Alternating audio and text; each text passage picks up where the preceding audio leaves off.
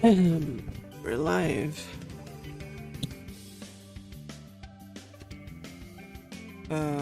I actually have a bug, believe it or not, I found already in playtesting. So check it out. I made an expansion.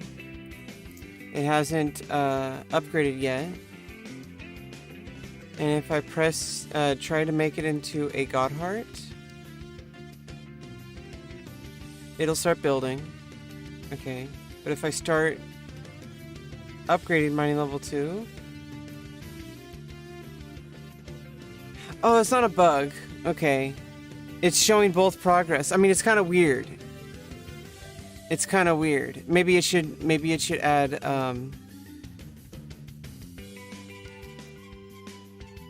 maybe it should add like another bar on top of it or something. I don't know. That's just a quality of life feature.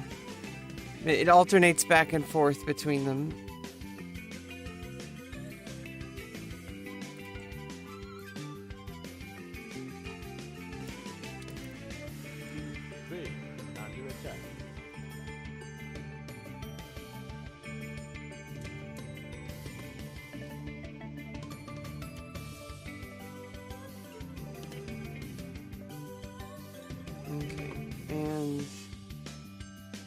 I'm just kind of messing around with different troop movement again.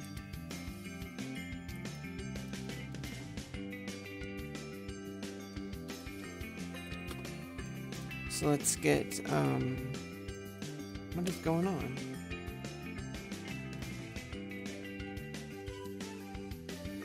Okay. Yeah, we have this group here.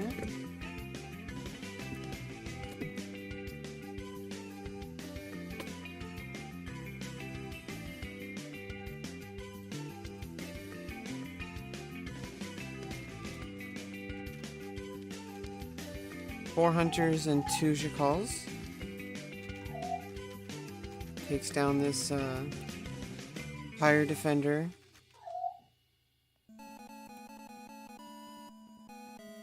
Let's see, what's my health at? 70 out of 70. Yeah, these ones didn't get hit. These have a little bit of a longer range. Ironically, from the hunters, I guess. Yeah, my hunters took minimal damage. 1 tanked. Oh no, 1 died. And 1 got hurt. Okay. Let me check. Okay, 2 and 3.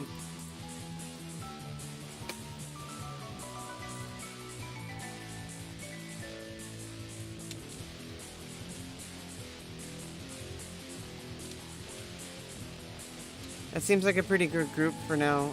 That's a pretty strong group. It's 2 Jacals and 3 hunters, it looks like. Okay. Now let's kind of do a little bit of micro instead of auto attack. Okay, now there's Jacals tanking.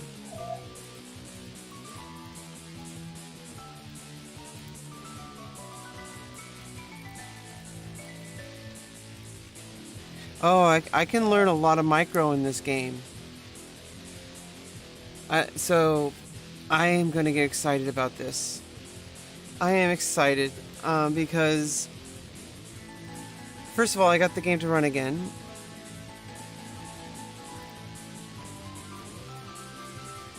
And I tried different values here with -1 and all that. And I switched this back to 1280, 720.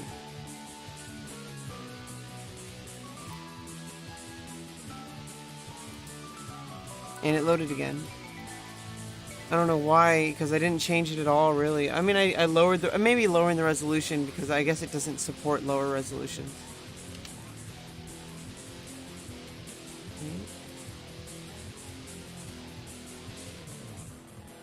No cam for now. Still waking up. And also just kind of don't want to crash the game. And I actually want to do some stuff before before it crashes again.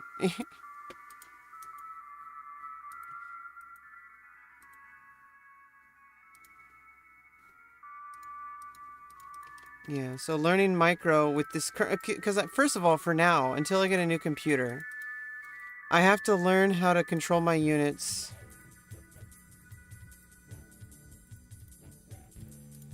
with precision. It's running pretty well, even though I'm streaming. Although I don't have Discord open. So that's the one problem right now. With my PC, I have a hard time...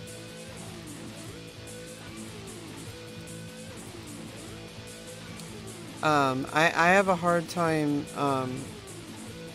running multiple things on my computer, and it's frustrating. Eventually I want to get a new computer with lots of, with a, you know, a more modern graphics card. Right now I have a GT 710. It's pretty old, and it's useful. I mean, it's pretty good. I mean, it works. It's just, I also have 8 gigabytes of RAM is not enough for a streamer, apparently. For gaming, it's fine, it seems. But for a streamer, especially when you play more demanding games, like, and especially like the memory is more for video editing. So I do want to get at least like 32 gigs of memory. At the very least 16, but 32 for like would be nice. Like at least 32, more the merrier. Like, you know, as far as RAM goes, you know, download more RAM, you know. Maybe if I kill the big one first, it's less damage, who knows. And their auto attack, I mean, see, auto attacking is like one thing, and I guess like while learning the game, it's good to just, you know, do macro before micro, but I don't know, I just like to have fun, and also kind of like doing stuff. See, like 2 rounds of Pyres, my Jacals lived, and my 3 hunters died. So now if I have 1 Jacal and 4 hunters, how's it gonna be with auto attack?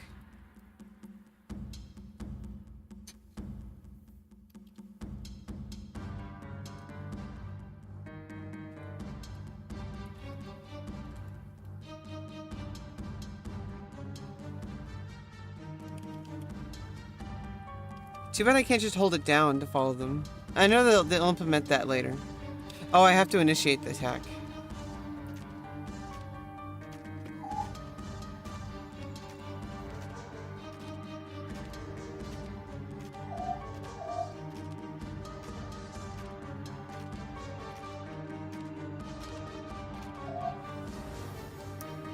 Okay, they all lived 1 round. I think the 2 Jacals and 3 hunters does better than 4 hunters and 1 Jacal.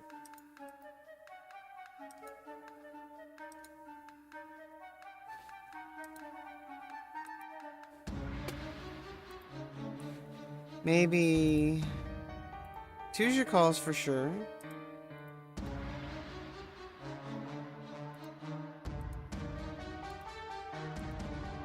And 3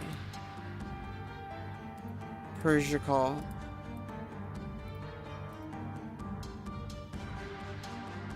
Okay, so how about make a single unit?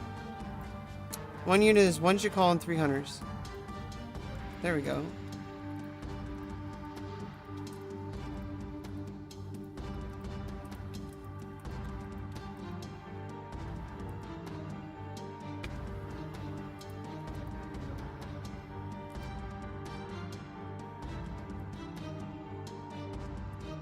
Oh, oops.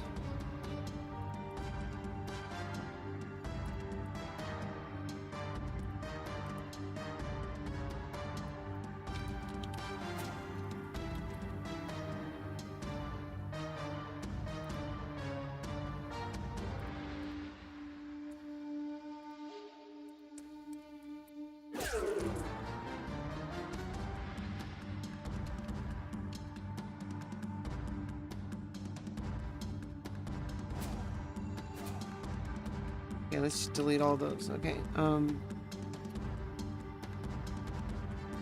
this is all my troops.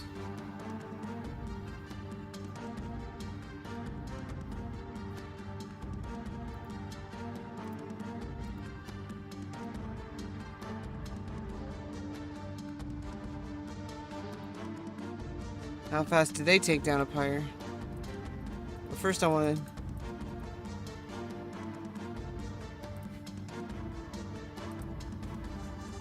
See, I don't want to just come in from the front. I want to surround it first. What is this? Okay, that went quickly. Okay. Okay, so let's surround it and then attack it. Oh no, that's not a Pyre.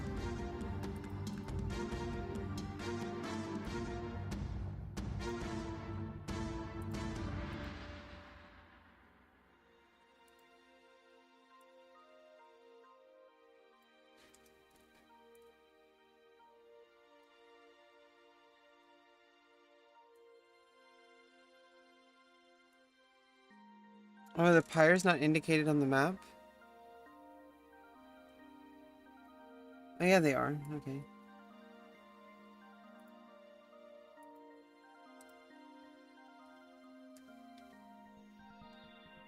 Okay, so surround it first, and then attack.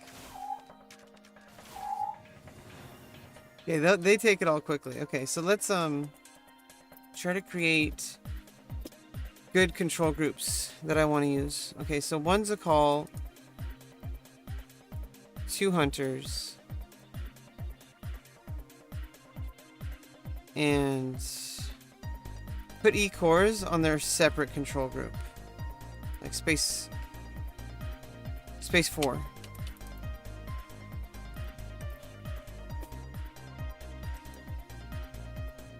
So I have 6 G-cores.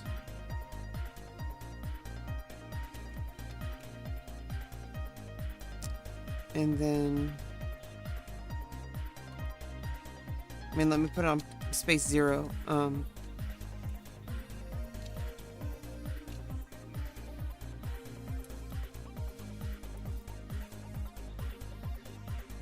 No, you don't want to do that.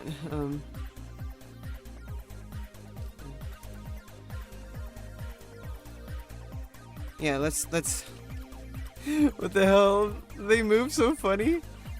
Okay, so...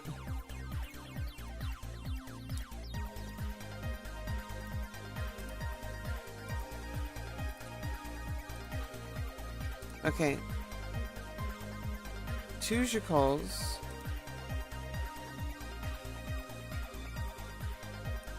No, a Jacal, 3 hunters.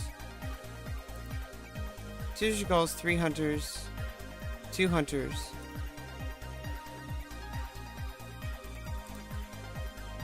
And a G-core. Okay.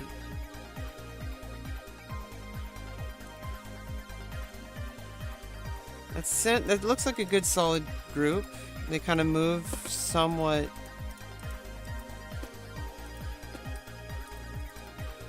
as a single unit.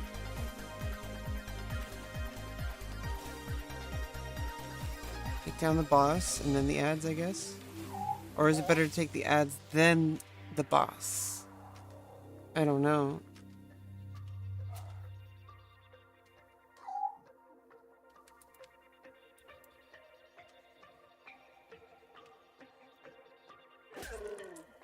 Okay, so they die.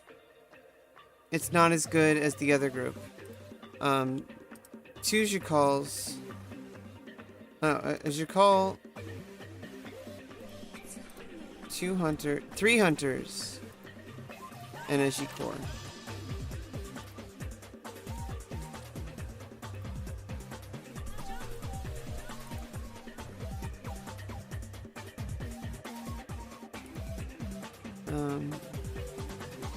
An E-core. Oh, they're ranged. Okay, 14 is 10. 10. Okay, so these are the same, actually.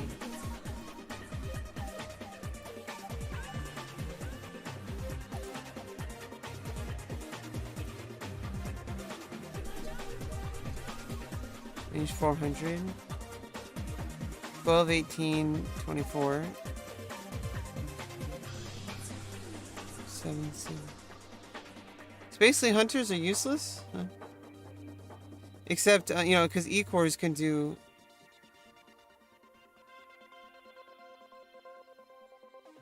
Oh, they can only target ground.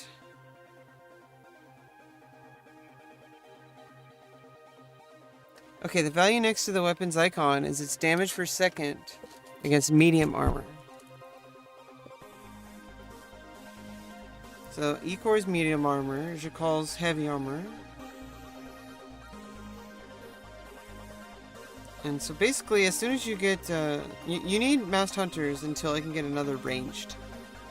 So what do I need to build? Ranged. What else is ranged?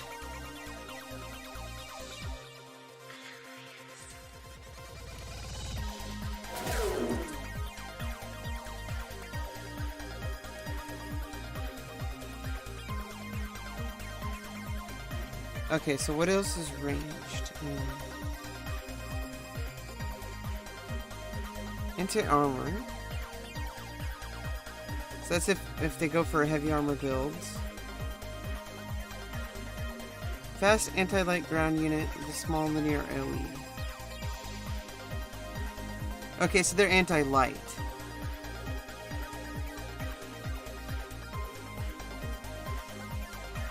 So you're gonna want...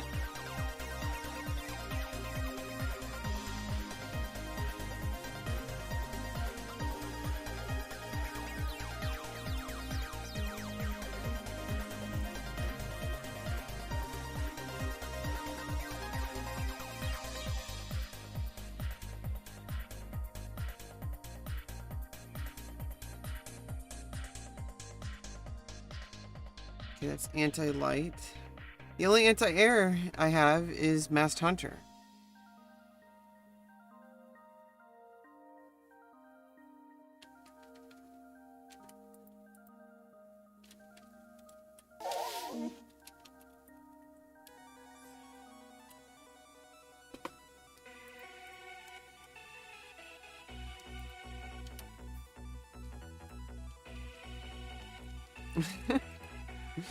Yeah, these guys are pretty cool. I like the Jakals. I think they're pretty solid. They're a good unit. They kind of remind me of Ultralisks. They're like Ultralisks mixed with...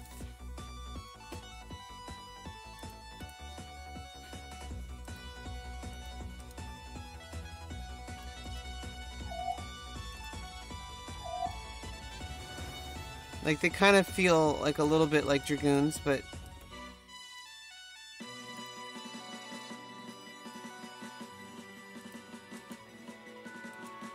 But mostly like Ultralisks.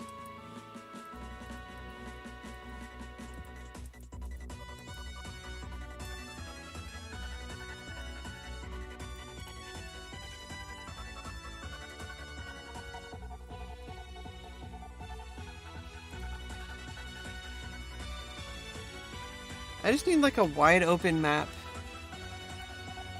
I should load a custom game. Oh, I don't want to leave. I managed to get the game to launch, and I don't want to end the stream. I mean, I don't want to ruin the stream by crashing the game when I already have it loaded. So, for now, we're gonna just accept. I'm not gonna load Discord for now.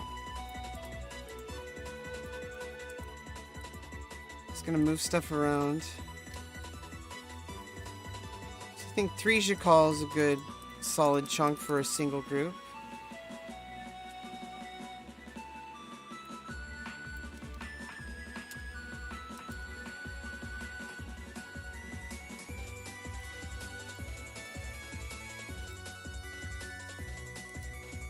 Like three linebackers or whatever.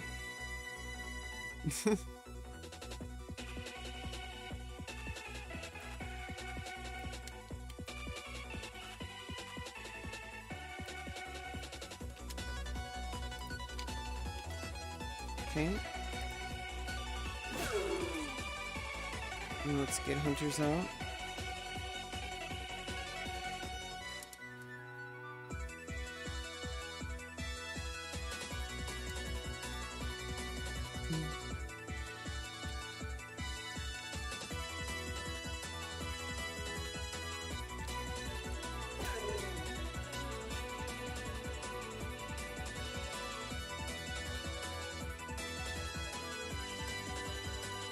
And why is it not auto building?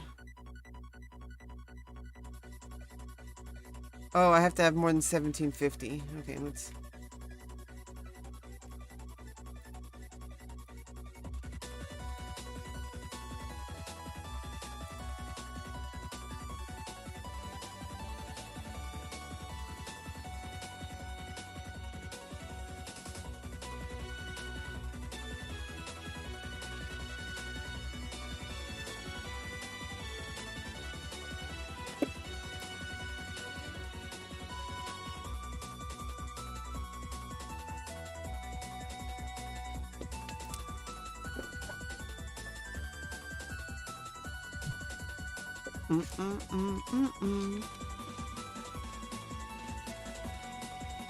Yeah, I finally got the game to actually load and test it out, so we're getting some testing going. 3.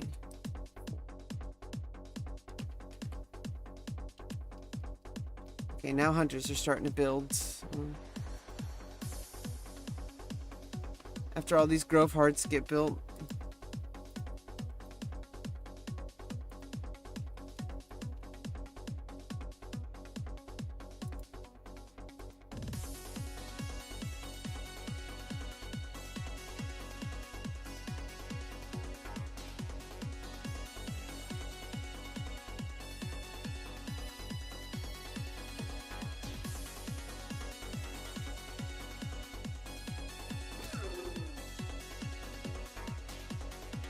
Yeah.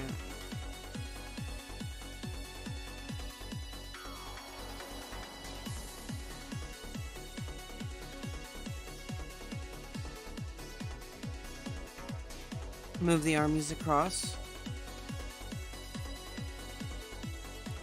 1, 2, 3, 4. Trolling my armies.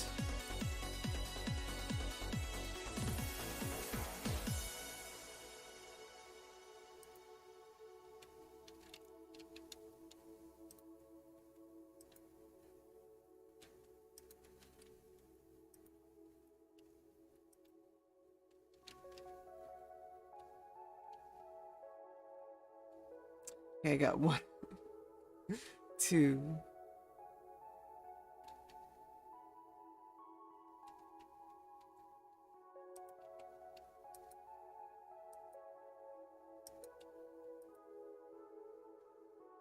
Yeah, learning how to manage my armies in my brain. So let's see. Okay, and I should have more hunters coming in.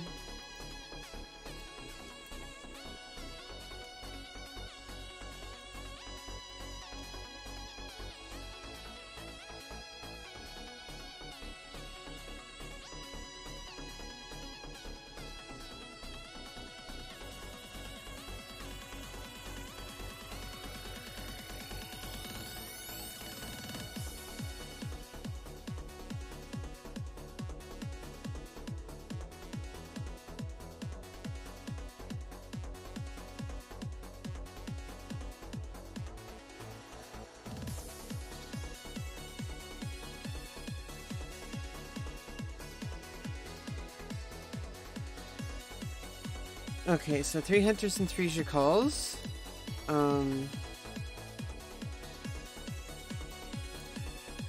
2 hunters.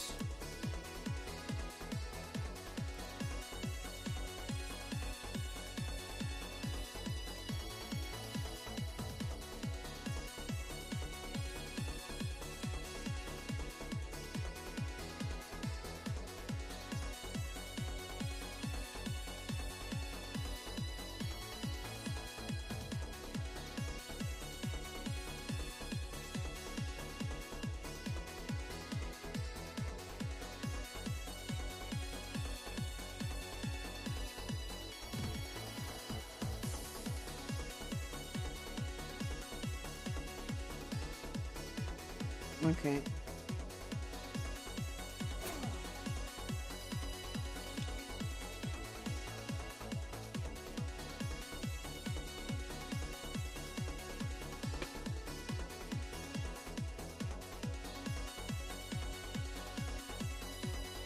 Okay, Army 4. Army 3.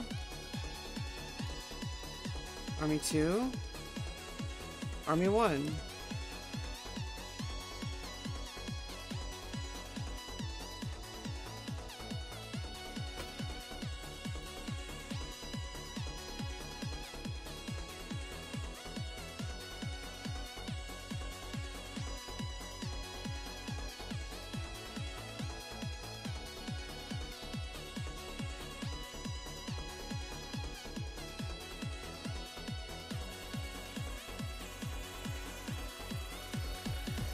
The hunters look like zealots from Brood War.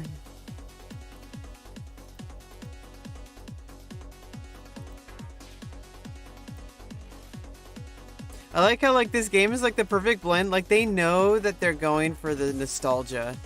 Like it's like they don't even have any pretense. Like some other companies might like, I don't know. It's like sometimes companies do things. I don't have any specific examples, but I'll notice things in video games sometimes where it's like they're trying too hard to be different than like the game that everybody knows the genre for. And then as soon as like they do, you know, but they're afraid to do, but then they go too different. And it's like there's a reason why it defined the genre in the first place. So don't change what works. You know, change what what needs to be changed. And I kind of like the direction, this game is going. The second.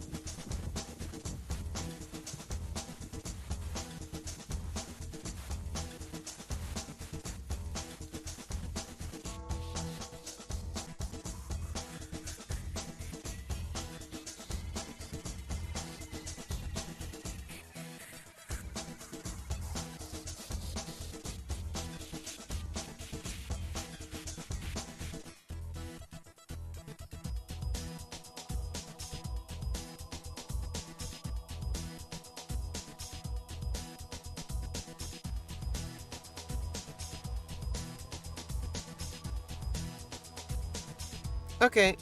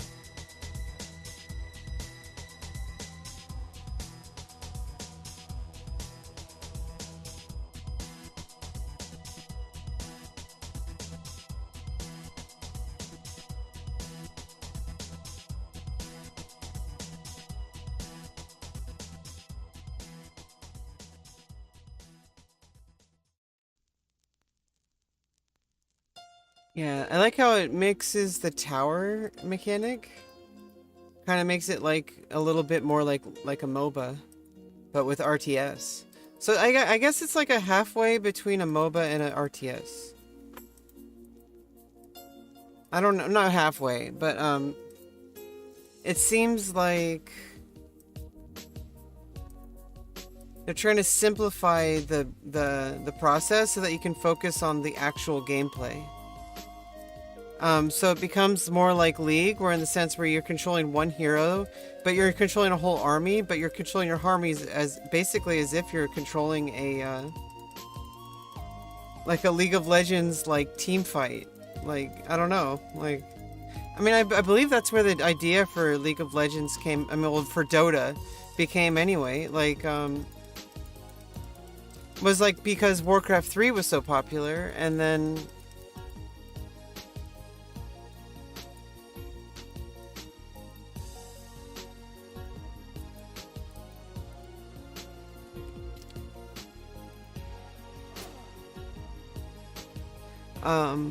like because it was so popular,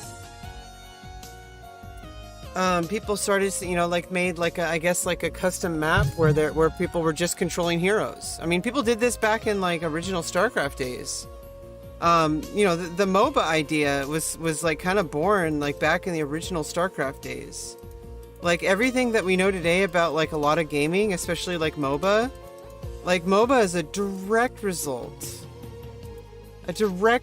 of like use map settings culture. It's an emerging property.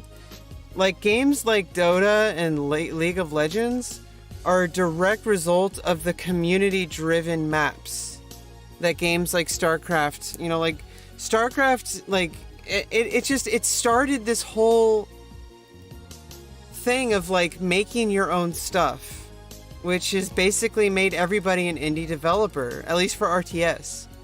And I think the world is becoming more and more like that with video games. Eventually, I mean, it's harder to make like certain type of games, I guess, for like custom maps, because like with StarCraft they had the map editor, and like, you know, for the type of game that this is, you know, it's relatively straightforward to make your own map and make your own stuff and make your own stats and all that kind of stuff.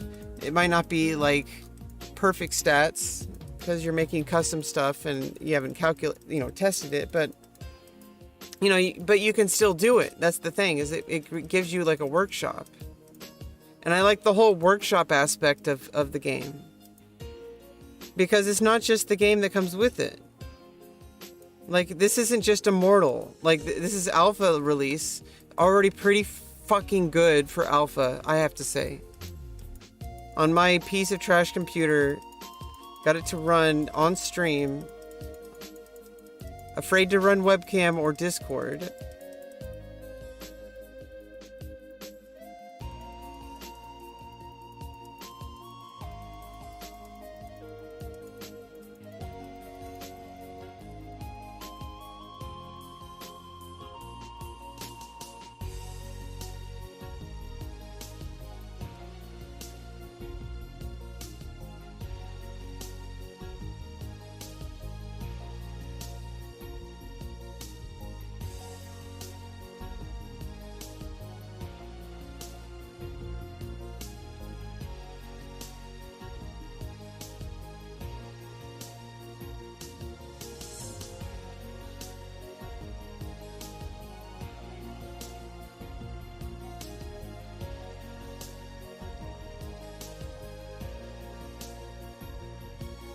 Yeah, too bad I can't attack my own units, because then I could just test out, like, I don't. There'll be like more practice tools for sure coming out. Okay, like there will be practice tools. Okay, so for now, I just need to relax and enjoy what I have, because my computer's a toaster and just getting it to run. And what we're doing right now, just clicking units around, I don't know if you guys understand how big of an how big of an accomplishment for an RTS game this is. Like, everything is loaded. the stage is set. I really like, it's like this.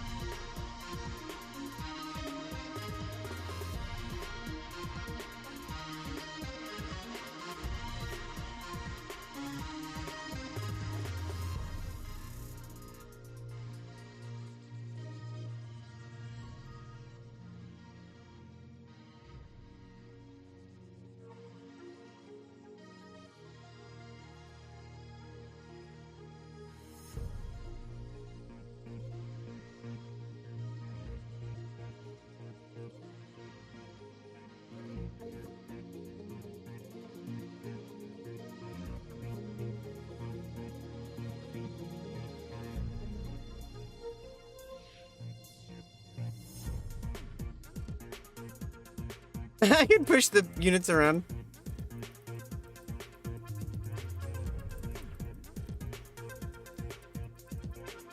Yeah, what if I manually... What if... Okay, so this was the original RTS.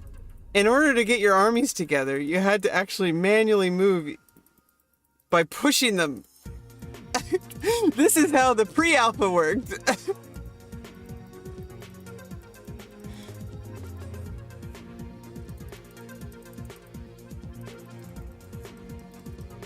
You had to push them all together. Let's round up all the Shakals, okay? They're getting out of hand. Okay, you gotta round them all together. Oh, that would be a cool use map setting. It says use a hunter to push Shakals into a ring. That would be a pretty fun use map settings, and see who can do it the fastest. Like have a random load up.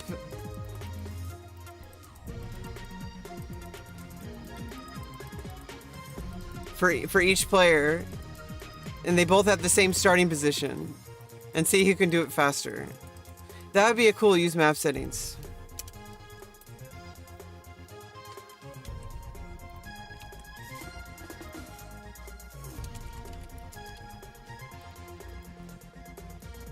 A mini game.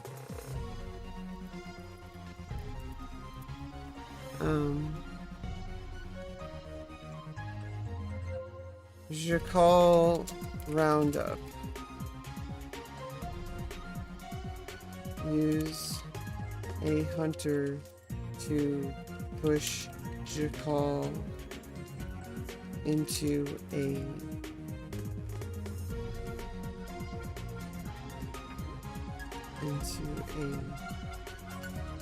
circle.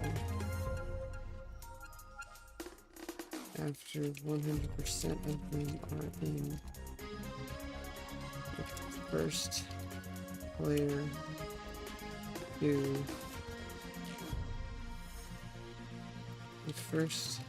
have 100% inside the circle wins. Yeah, that'd be a fun mini game. Shakal Roundup. I like it. I like it. I'm already coming. See, I'm already a part of the community, guys. Accept me. Accept me into the community. I'm already accepted. Okay,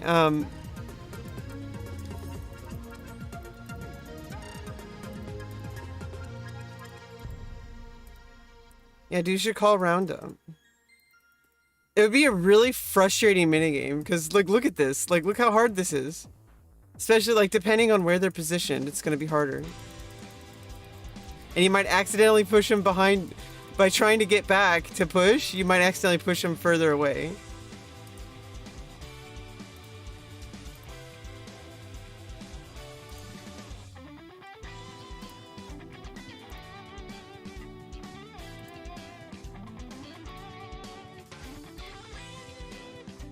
There we go. Yeah, you have to go more towards the tusks. Yeah, if you go to the back, if you go to their butt, you just push them aside. But if you go in their front, where their tusks are, I think that's where you push them. Yeah. So you gotta push him by the front. Push him by the tusks.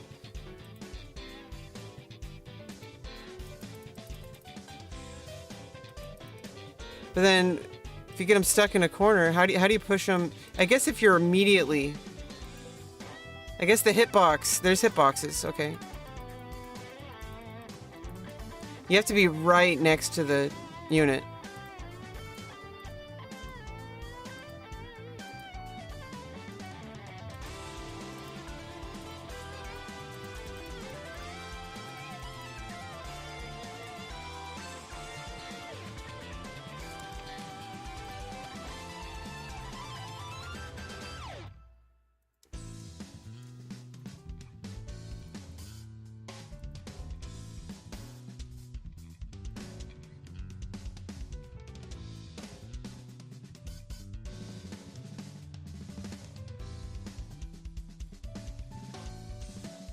Use your Shakal as a shield, okay?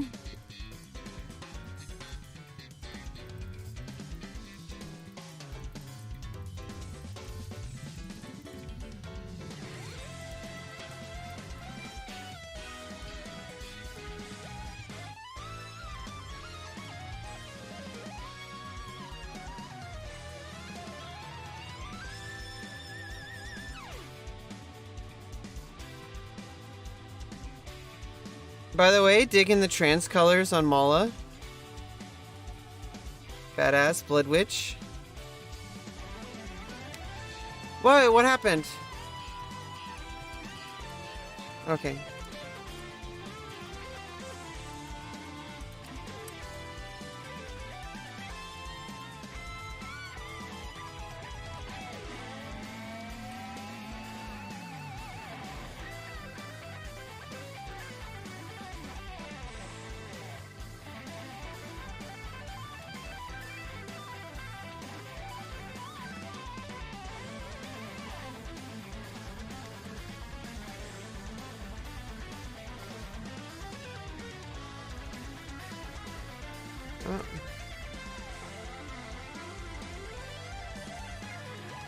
What the fuck just happened? Okay. Connection lost.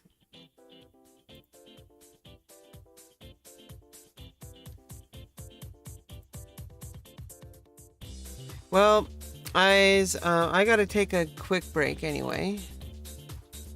I'll be back in a few minutes.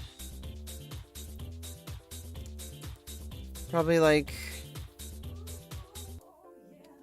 15 or 20 minutes. I don't know, like 20 minutes.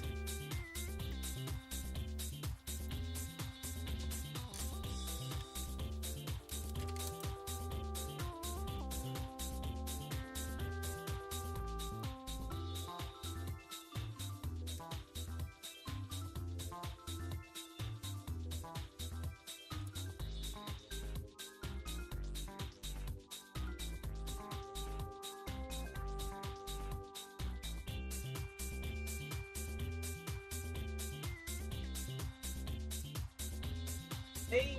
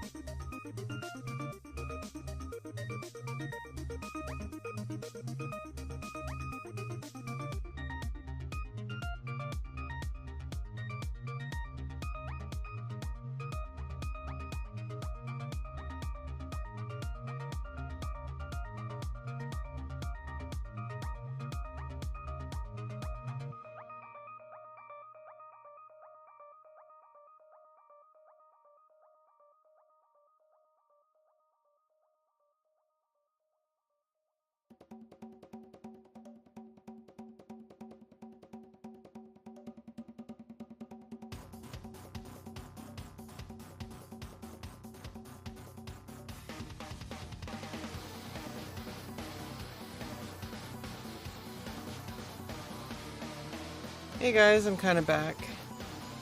Yeah, we're really not that much started just yet. We're kind of just getting the morning started. We're gonna get the whole day started. Just kind of getting ready. I'm really excited about this game and learning it, and I get this. Okay, compared to other games in the past,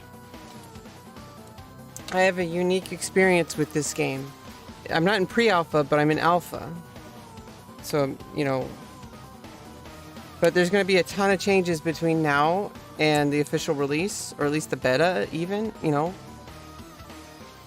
So now is the time to really take the time to learn the game, because there's no one, obviously the people who've been playing since pre-alpha, they're going to be the best players right now until like a pro StarCraft player like comes in. Like obviously they're going to learn it better, probably faster. But even then, I don't know. I'm not going to compare myself to top world professional players, okay? Like, what I'm saying is, like, for me specifically, is the biggest problem I've had for a long time. Not really a problem, just like, and not really a long time. Just like,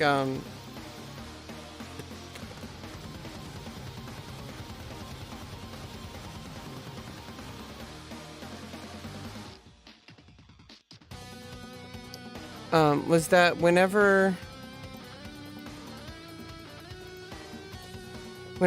I really get excited about a game, it's already an established game and there's an established meta. And so it's like, it's so overwhelming, you know? It's like, after a while you kind of just get into the groove of it and all, but, you know, it's still overwhelming, you know? And so this is kind of the first time in I think ever, where I actually get the unique ability to learn the game while it's being developed. And I think this is a once-in-a-lifetime opportunity. It literally, I mean, every opportunity is, literally. No, this is a unique opportunity for me. You know, I actually get to play the game, like, as it's being developed and, like, learning everything. So, I don't know what is up.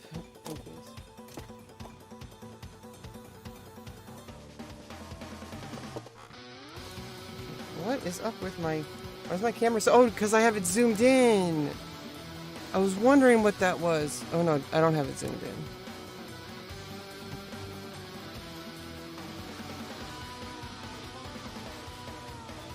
Why do I look so bad today? You mean about the lighting? Or the angle?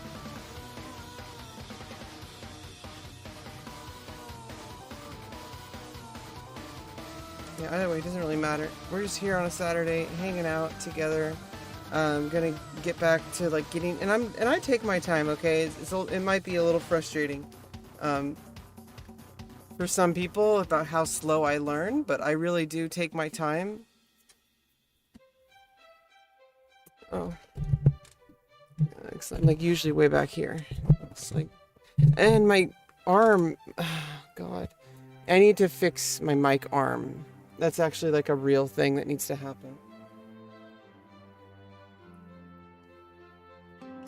I need to switch it back to the mic arm base, the clamp that came with it, because I'm using my old one because it had the ability to screw into the wood, but now it's not really working out so great because the wood is getting destroyed.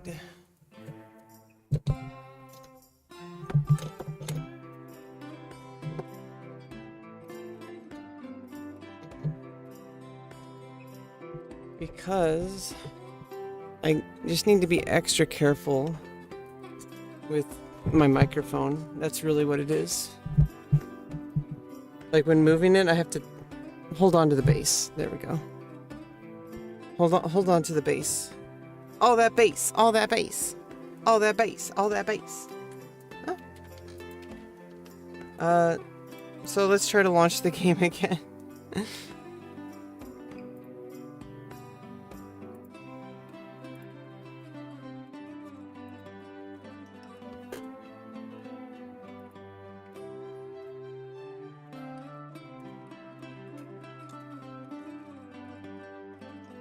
Oh, oops, I already...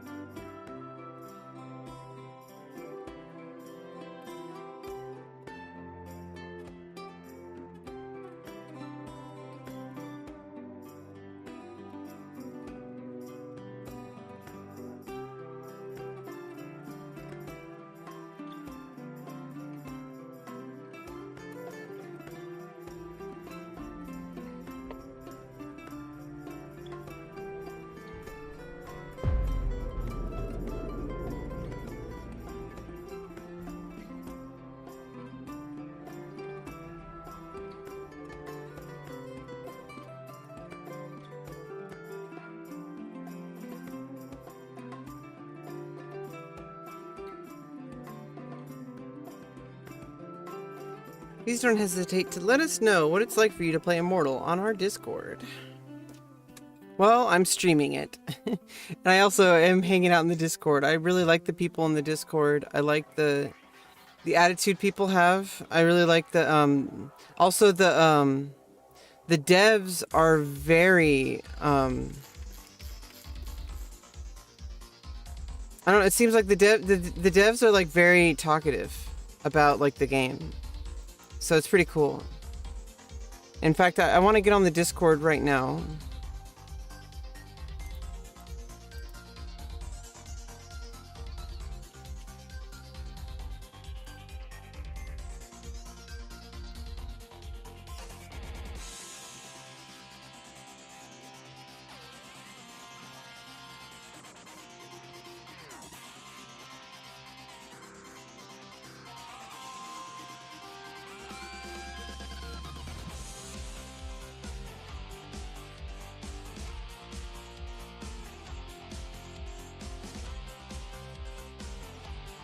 Yeah, just to make some expansions, just to get started so I can AFK and actually be making alloy.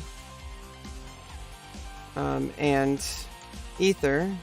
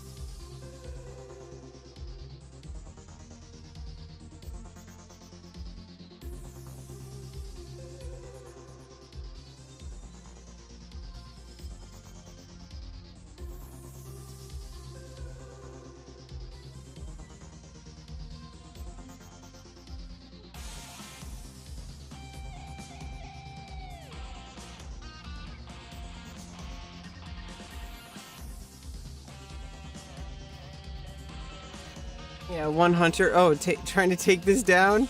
Oh, the...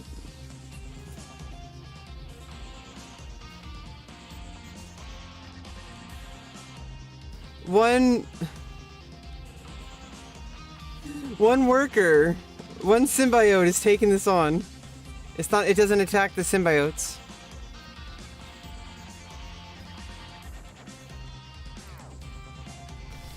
Aha! Or two symbiotes took it on.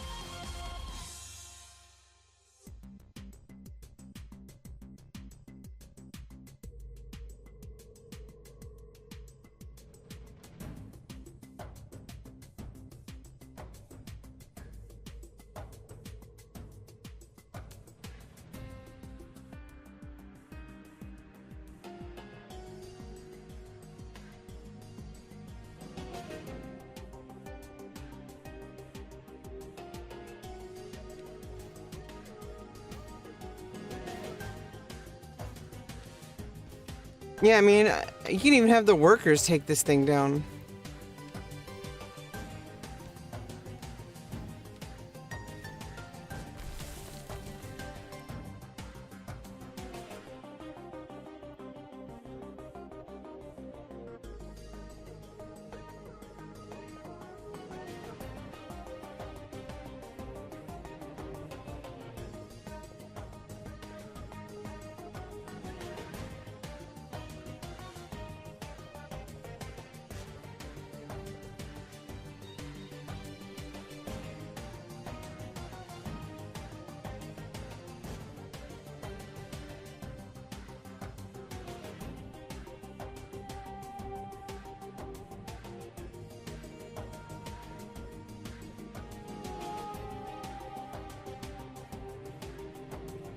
What's the Bloodwell? Advanced units of the Altar of the Worthy.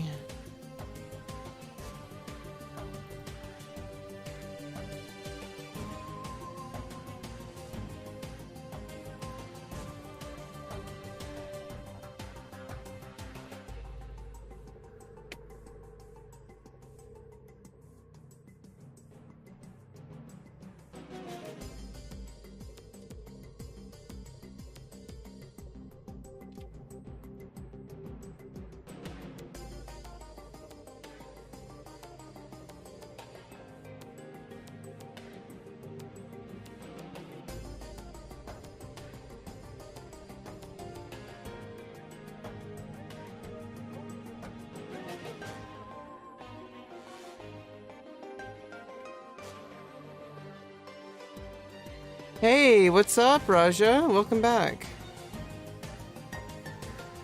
You're just bored again? You're bored again, Christian. I'm bored. So that's why we're gonna play completely unfinished video games. This game is actually pretty freaking far finished for an alpha stage, I have to admit. Like, for an alpha stage game, Unreal Engine 4, I feel like they've been doing a pretty good job. I like the teapots. The teapots are cute. It's so freaking cute. The scout, the teapot scouts.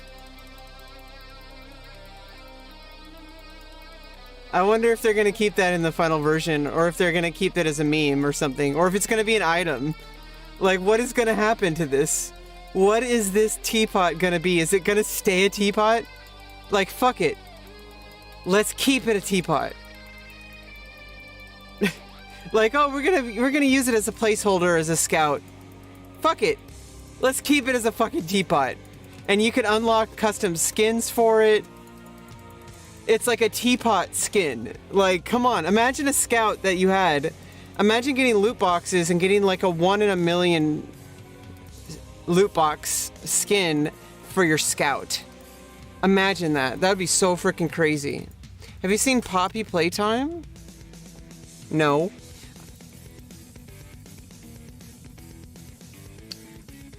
I'm just trying to get this game figured out.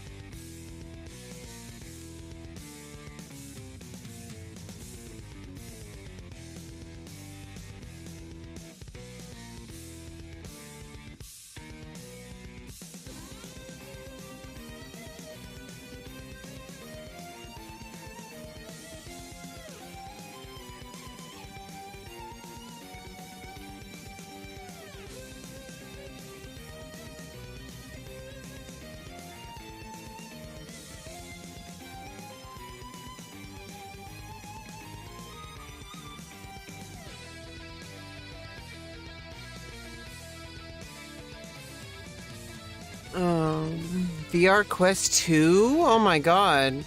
My friend has a VR, like a VR headset. Like, not a Quest, which is, I guess it's a standalone. But, you know, a VR headset for his PC, and it's pretty interesting. I always thought VR was kind of fun, but it's kind of feels like a gimmick to me. Like, it doesn't really feel like something I want to actually, like, when I think of, like, sitting down on my computer, like, sitting down in an office chair, like, it's just much more dynamic. Like, you can do much more activities. I don't know, it's just more stable to me. Like, VR is kind of like a fun gimmick that you just kind of do for a short amount of time. I think that, but I mean, as long as you accept it for that, I think it's fine. But, like, it's not something that I don't think it would ever be. I mean, it's not healthy to stay on the computer all day. But imagine the what can happen if you're on VR all day. Like, it causes vertigo and stuff like that. Like, there's a lot of things that are, like, it's kind of cool, but we really don't know the full extent of it. It's fine. I mean, the reason we do, like, testing and stuff is to make sure that it's fine enough to at least get out to the general public. But nothing is ever 100% fine. You can feel the background. Yeah, I mean, it is interesting, but, like, after enough time, it just kind of gets disorienting. It kind of gets boring. So I don't really think the technology is really where it needs to be at the moment.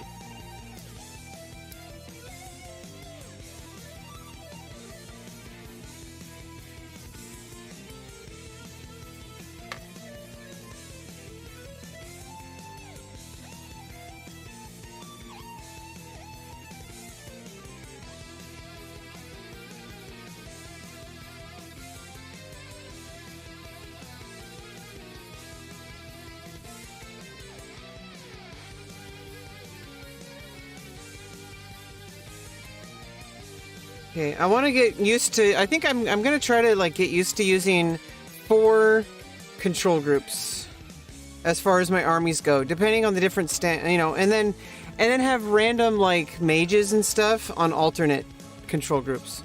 But as far as, like, main, like, melee armies, melee and ranged armies, as far as, like, my main armies, I think I want to have 4 main armies. And then, 5, 6, 7, 8, 9, 10. Okay, so... And then 6... 5, 6, 7, 8, 9... And then 6, like, smaller groups. So 4 big groups and then 6 smaller groups. So these are, like, these are, like, the bare bones of my armies. This would be Army 1. This would be Army 2.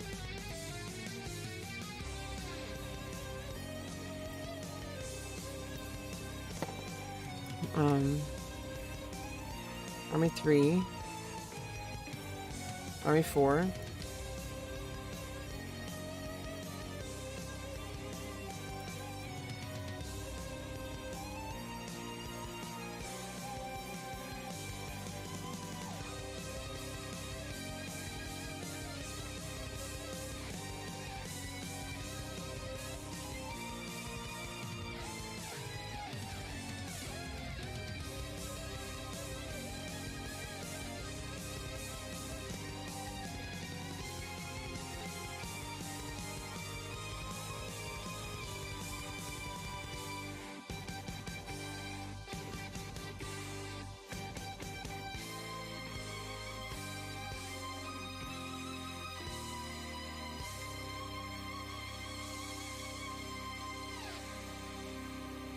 Yeah, just keep them running.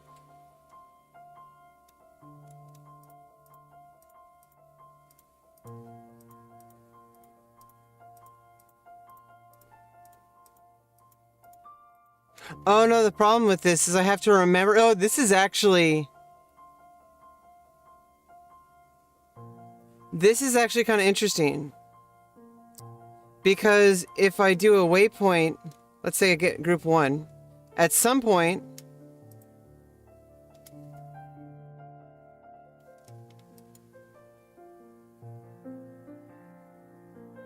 It's gonna change directions on accident, you know, because I'm gonna have to keep clicking.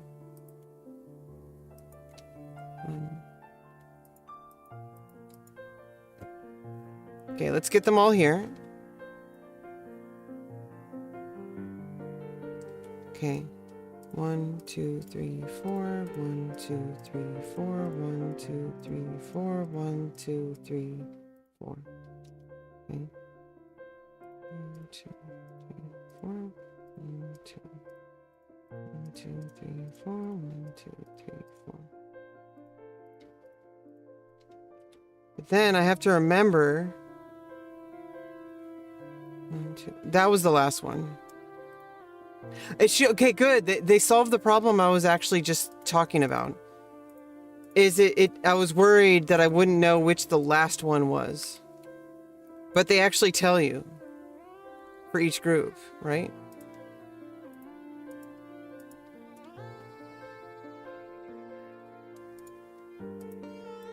Oh no, it tells you the last one. So it doesn't tell you the last one that group did.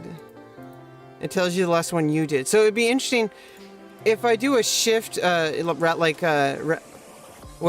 If I do waypoints, or not waypoints. Yeah. If I do waypoints.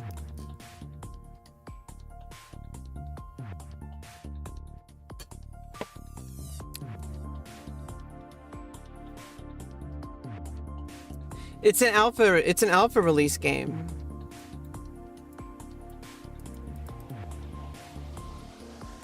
They just started development a year ago. It's by Sunspear Games. Maybe I should make a link to the website.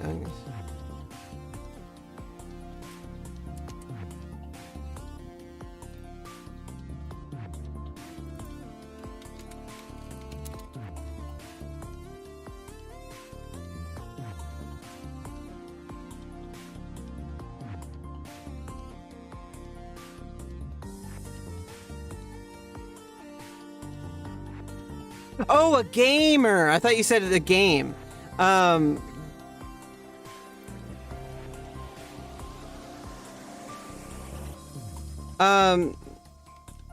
from 1988, is when I was born.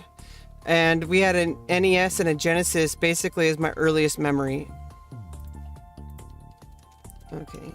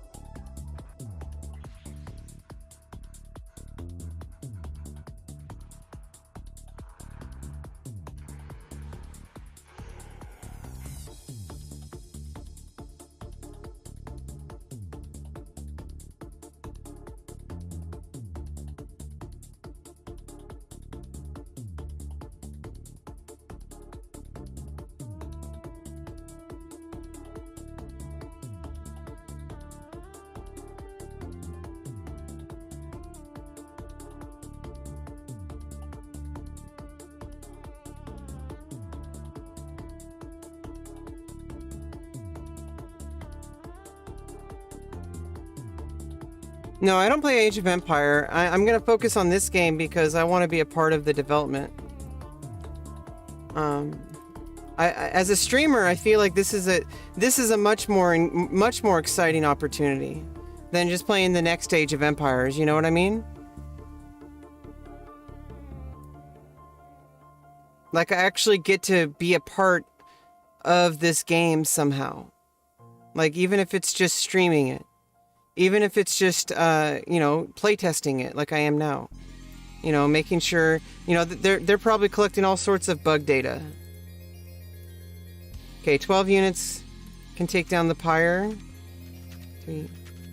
4 hits. Four hits on the boss. 12 hunters. Takes 4 hits on the boss. 4 volleys on the boss.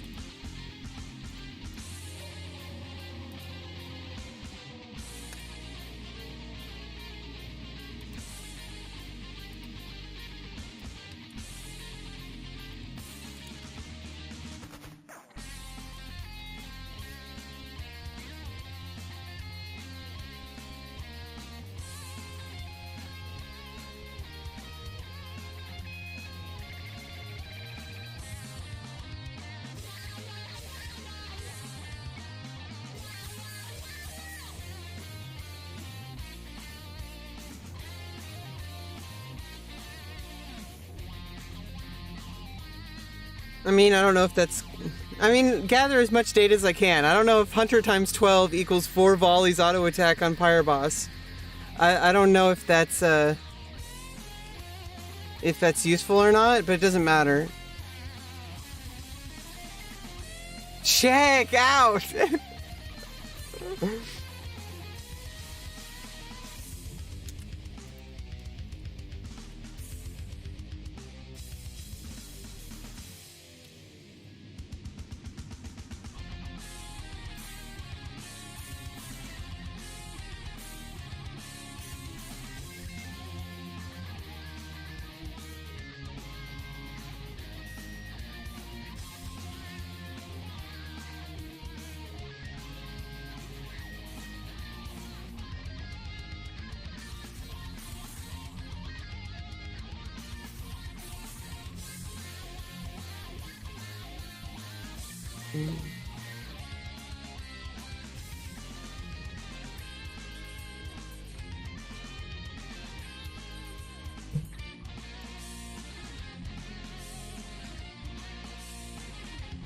Yeah,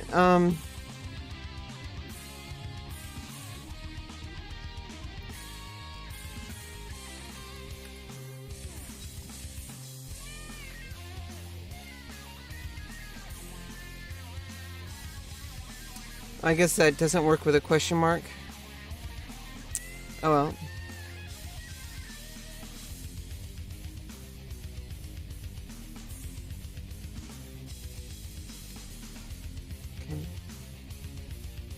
Okay, I wanted to like just like load like a map with like an open field.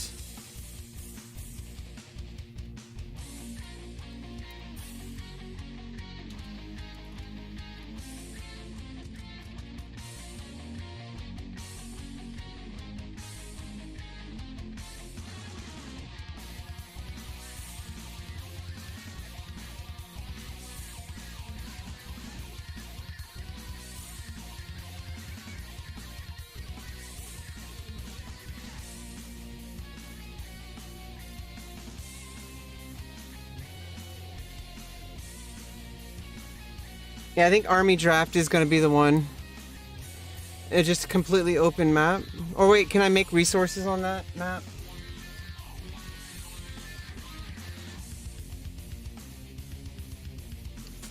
Oh, it's a 1v1 minigame. Oh, so they already made the Army Draft. Cool.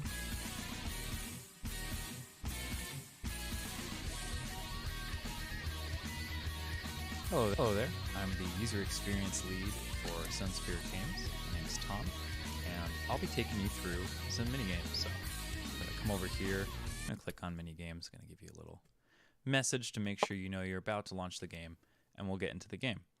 The short version of what minigames are is they're a replacement for the tutorial.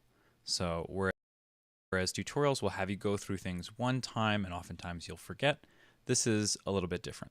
So here we are, we're loading into our first video game, Immortal Power. We're going to help our team win with Immortal Power. Sweet. I'm going to press 1 okay, and this W. will be cool. Learn this infuse spell. I'll play all the mini games. And we are the blue troops here. So, okay, 1 W. And we're going to buff those units. Now I'm going to start shooting faster and being more useful. Great. Our troops have movement and attack speed. That's what that spell does. And scroll to the right. So this is the other thing. We have a free camera in this strategy game, and so you're going to have to learn how to move your camera to the side by moving the cursor to the edges. And following up, we have a new spell, Pillar of the Heavens. This is an offensive and defensive spell. So when you can find it in a way that will hit both, it can be quite useful. It does a little bit of damage. Oh, it's not 1 anymore, it's B. In this for radius. Your cool. 1 is now a control group. And now that we've gone through the quote-unquote tutorial section, So we will Immortal now abilities get our are V practice now. in. So the things we'll do is we'll infuse our troops. V for victory. We'll cast Pillar of the Heavens, and we'll move back and forth between these two battles and try to manage both of them to the best of our ability. Let's go ahead and begin. Want to try to get some early damage over there. And continue to buff our stuff. And we're gonna try to get a pillar going here. There's a Magi over here. This guy heals. We're gonna get him dead. I don't like those healers. I'm gonna kill him off. I'm gonna keep looking for improvements. And I'm playing this relatively fast because I'm familiar with the game style, but you can play this nice and slow at your own pace and learn. Okay, press the buttons, press them right. Go ahead and push through to the other side. And that's Immortal Power. All right, so now we're gonna arrive at the restart section. So part of this is going to be each minigame has a score, and you can improve on that score. So I'll show you that very quickly. We restart. And now we see, all right, we did 57 seconds that time. Oh, now we're goodness. back at this challenge section, and we can try to do it faster and faster and faster. This will be, of course, connected to leaderboards, and friends can compare scores. You can compare scores with yourself. And in the player Making the mastery minigames section, you'll be able to into see how you're doing, what your best scores are for all the different minigames. Basically, the minigames are the exist. tutorial. Let's go ahead and go to the next minigame. Okay, our next minigame is Fight or Flight. This minigame will teach you how to take good fights and when to not take the fight at all. Knowing which battles to pick is very important in any sort of free-form strategy game. And so this game is not only going to teach you how to judge which army is stronger, but will teach you the mechanics you will use in-game, the same button presses you use in-game, in the context of making that decision. So you press D to select your army, and then attacking is on A, retreat is a right-click. And you do have to aim, retreat, and attack. So you want to attack towards the enemy and retreat away. So go ahead and make an evaluation here. It looks like our army is Giganto. So I'm going to press D to select my army. Cursor's over here. Press A. There we go. And of course, this is all just macro attacking. And I'll have to figure out how both work. It's important to know how my macro works in order to better manage my armies. Because sometimes macro is all you need. You just send your army in, and you can use that time that it's auto-attacking to like go build and research stuff.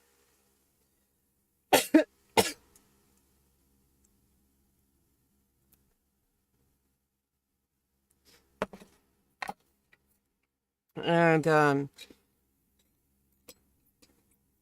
so the thing about having all your armies on one key is it's nice to keep. See, what I'm doing is I'm keeping all my new units are tied to D. So all new units are just default. That's the default. And anytime I make an army, I add it to my control groups. And, you know, obviously, if I just want to move everything that's new over to the location, you know, then I just press D. And then I get all my new units. And then I can, you know, while they're traveling, I can add them to the control groups. You know, manually. Or do that at some other time. Ideally, like, as they're running.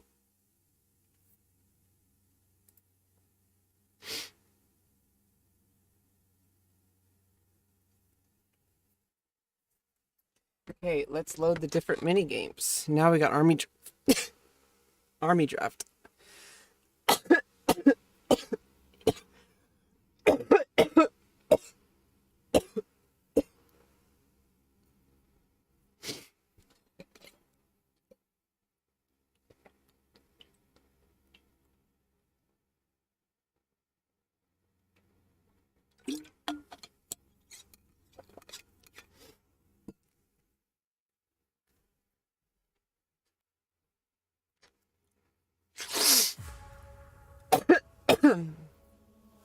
Okay.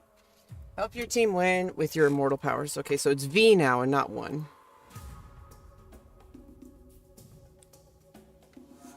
Infuse is W.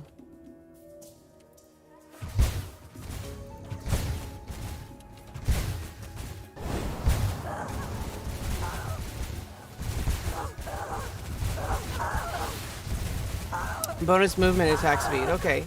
Oh! That's what I was missing. I was still learning the troops. They look like chickens.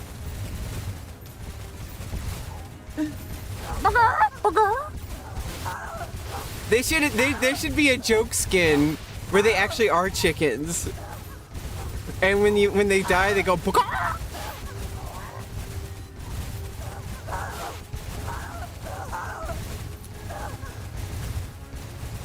Pillar of the Heavens. Oh.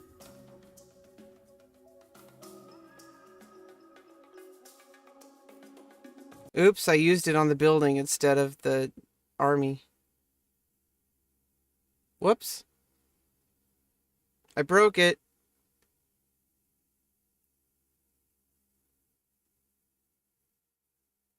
I don't know if it's the animation that did it, or if it's because I clicked on the building, but it crashed.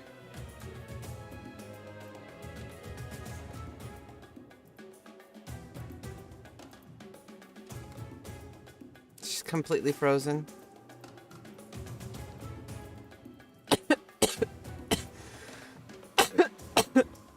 Close it all down.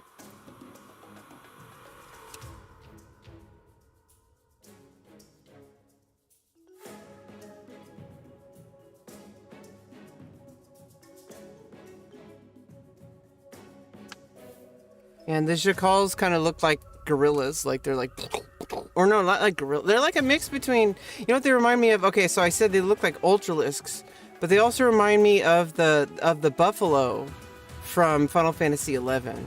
Like the way they look with the big, like, they're not quite symmetrical, you know. Okay, we got to try loading the game again. Let's give my computer a couple minutes.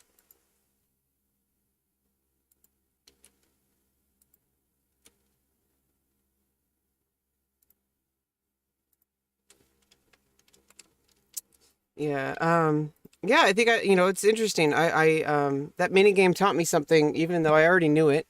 I knew I was going to look into how my mortal abilities work, but the fact that they're mini games, like, I don't know why, it's like, that's how I learned that the immortal abilities, I mean, it's called Immortal, right? It's literally the immortal abilities that make this different than StarCraft. Like, I think that's a good idea, instead of what some other RTSs did. Because I know that RTSs like Command and Conquer, they have a system where it's like, you have like, I don't know, it's like you have like one, it's kind of like Command and Conquer in the sense that like you have like one production area, which makes it easier, which is kind of what the original Warcraft, the original like DOS Warcraft aimed to do. It kind of did that, but then it tried to steer towards what it is, I guess. Actually, no, if I remember correctly, the original Warcraft... No, the original Warcraft works kind of more or less the way the current one does. As in, like, you have to actually do each building makes the unit, rather than one building creating all the units. I think, if I recall correctly, that's kind of how Command and Conquer worked. Is that you had one building that produced units, but you needed to make other buildings in order to make those. Or am I wrong? I don't know. I don't remember in Command, at least in the original Command and Conquer, I remember them all coming out of one factory or whatever.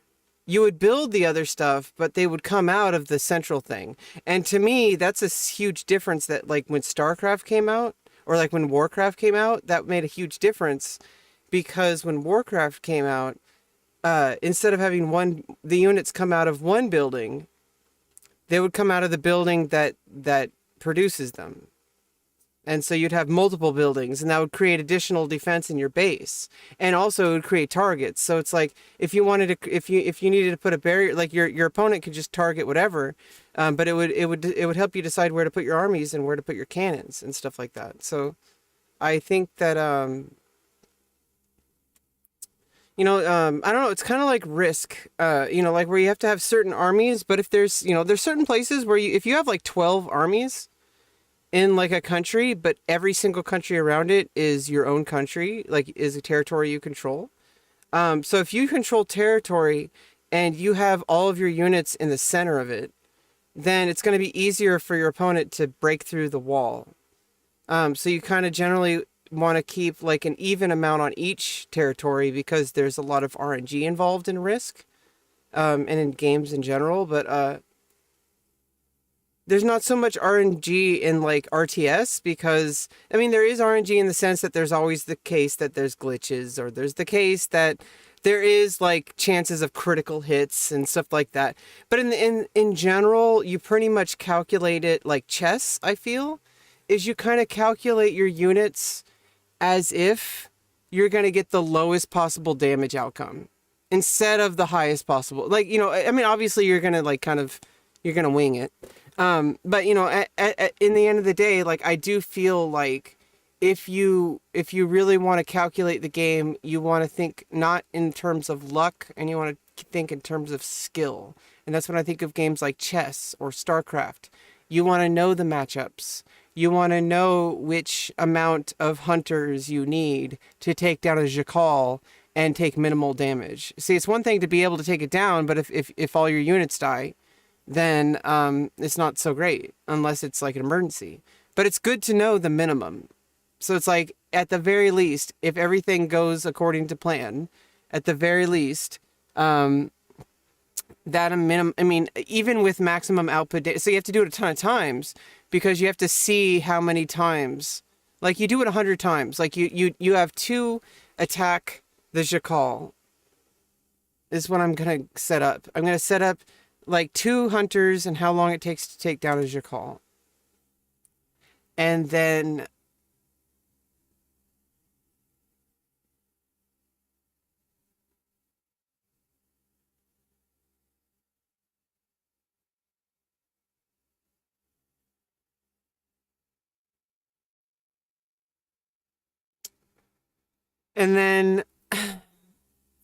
mm, what was I saying? And then after after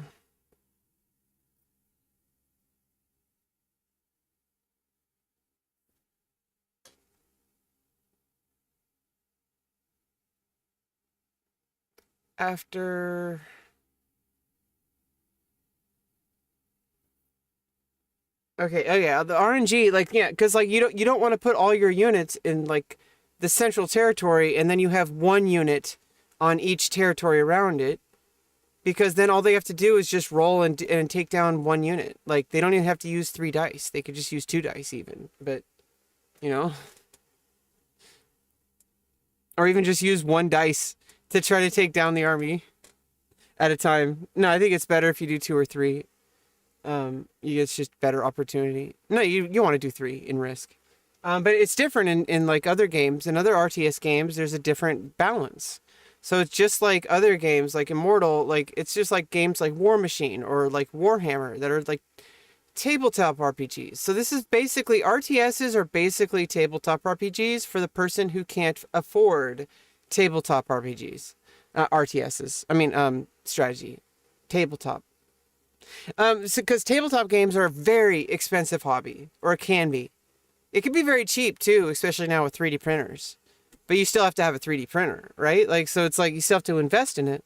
But not only that, but when you have tabletop RPG, you have to have an entire room dedicated to it. You have to have people interested, which is hard to find in a local area. You also have to have money involved to, like, you know, set up, like, well, people have to use the bathroom, people have to drink water, people have to eat food. You know, maybe they bring their own food. That's the solution to one of those. Maybe you don't have a bathroom. They have to find a bathroom somewhere else. Well, that's illegal if it's a business. But if it's someone's home, you could just deny people your bathroom. Did you know you can do that? That's a total shitty thing to do, by the way. Like, I mean, it's not shitty if, like, you have, like, things in the bathroom you don't want them touching. But if it's just, like, a toilet, like, hey, there's the guest bathroom. You can have a guest bathroom. If you don't have a guest bathroom, but you have expensive stuff in your toilet, I don't know why you have expensive stuff in your toilet.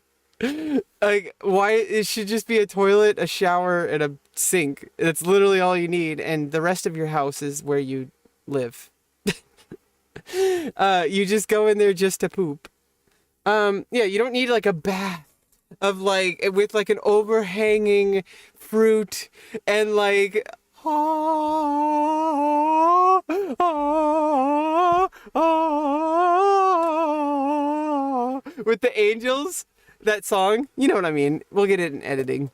Um, um,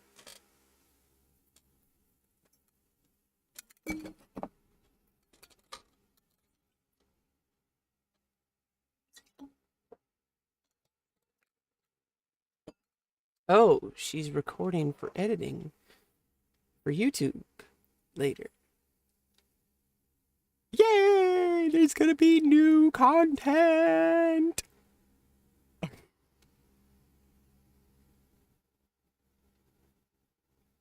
Ah, thumbnails.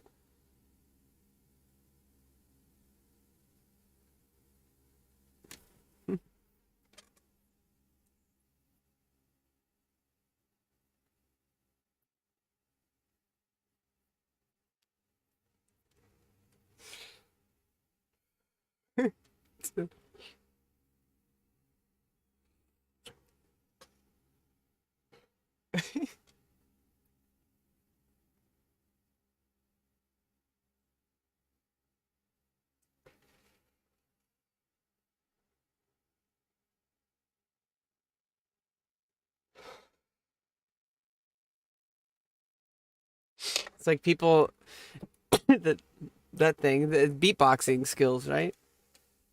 Beatboxing skills.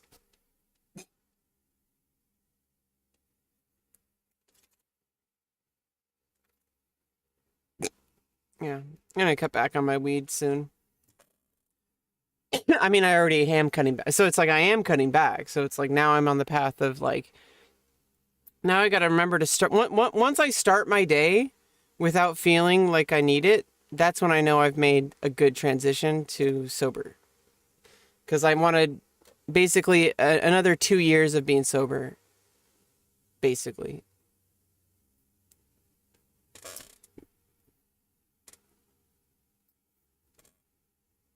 And so I'm kind of like getting myself mentally prepared for like the surgery recovery because there's going to be a lot of time. I'm going to have a lot of free time, and I'm going to be completely sober.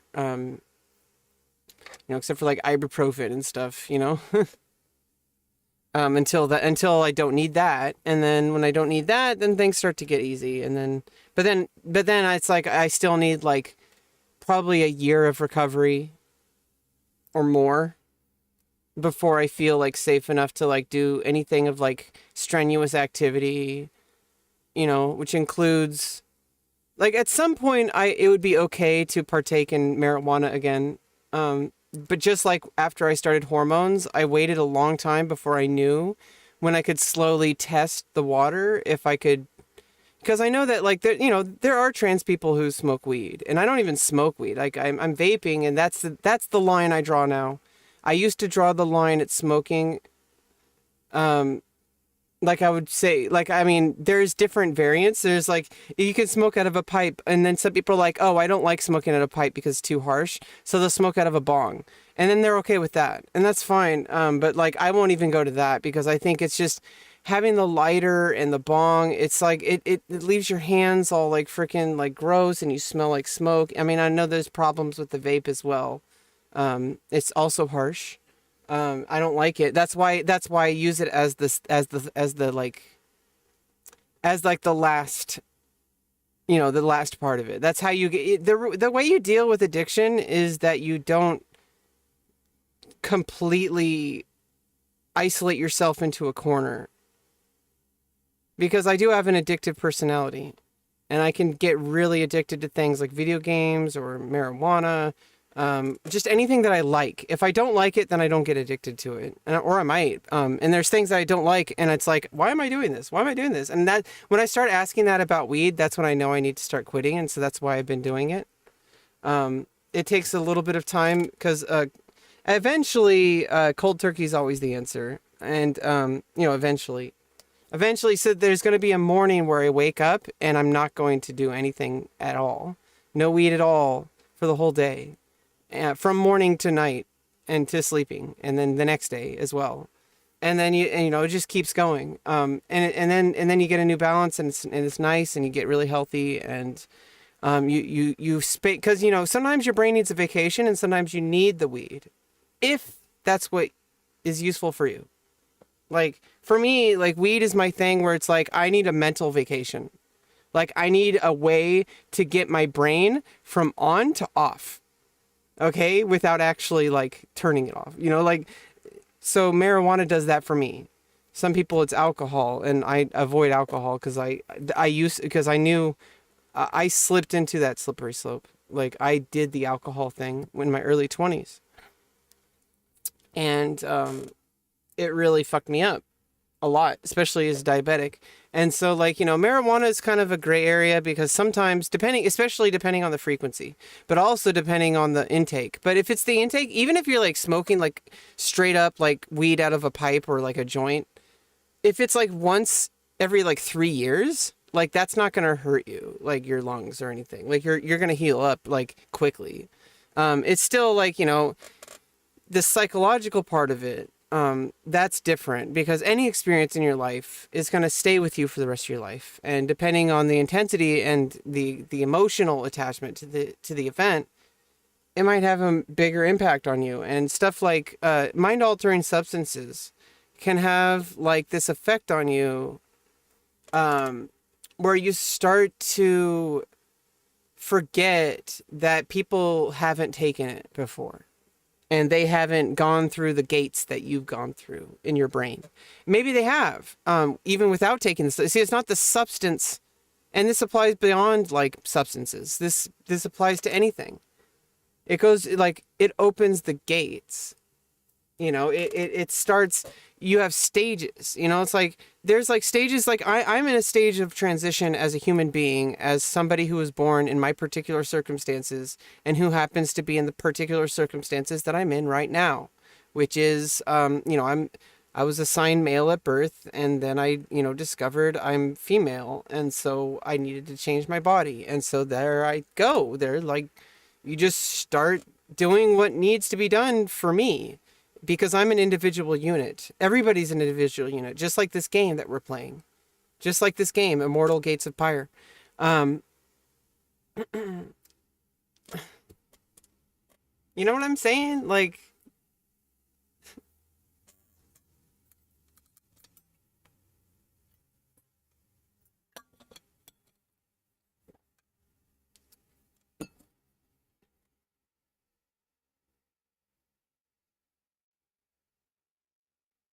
But yeah, like so that's what it's like when I think of this game. I want to get into the lore. We can do that on stream sometime, but I actually want to set aside an entire stream. In fact, we're going to set aside a Sunday because I think people are, their brains are like wired to think of like books on Sunday because of a particular religion, and multiple religions actually. And also not just religions, also like scholars and philosophers and doctors and scientists of all kinds and shapes and artists. Like Sunday for you could be the time that you go hiking. Sunday for you could be the time that you spend lunch with your family, at a picnic, like, and there's like a play area that your kids play in, and you can just have a picnic, just like relaxed with your family. Like everybody's happy. Like your kids are happy, you're happy. Like why stress? Why make everybody try to enjoy the same activity? I think that's what destroys families. I honestly think that's what drives families insane, rather. It doesn't destroy them. It drives families insane, doesn't it? Like, if you really think about it, like, once you start having, like, we are on a vacation, we are going, I already spent the money, get in the car, we are going. I want to play Fortnite. You can play Fortnite anytime. Come on, I already spent money. You're going, or you're grounded, or no Fortnite for a week. And then obviously immediately they jump up and do it because they're like, no Fortnite for a week? Fuck that. That's not worth it. They see, it teaches you good values in a sense, because it's like, well, do I want to play Fortnite today and then have to deal with like angry parents? Or deal with one annoying day where it's hot in the car because you can't run the air conditioning.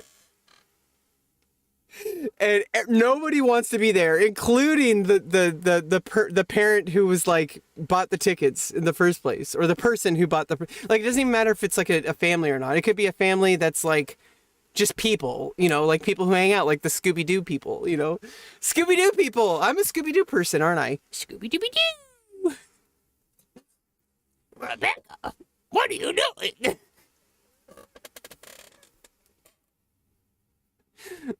Teapot. Oh, I'm a little teapot. And no, there needs to be different, like, teapot. That would be a cool idea for the game. Like, there needs to be different, like, loot boxes that you grind from winning games, or just playing in general. Like, you can grind in-game currency just by playing and achieving achievements in the game. Like, if you do something in the game, even if you lose the match, like the whole like like it's GG.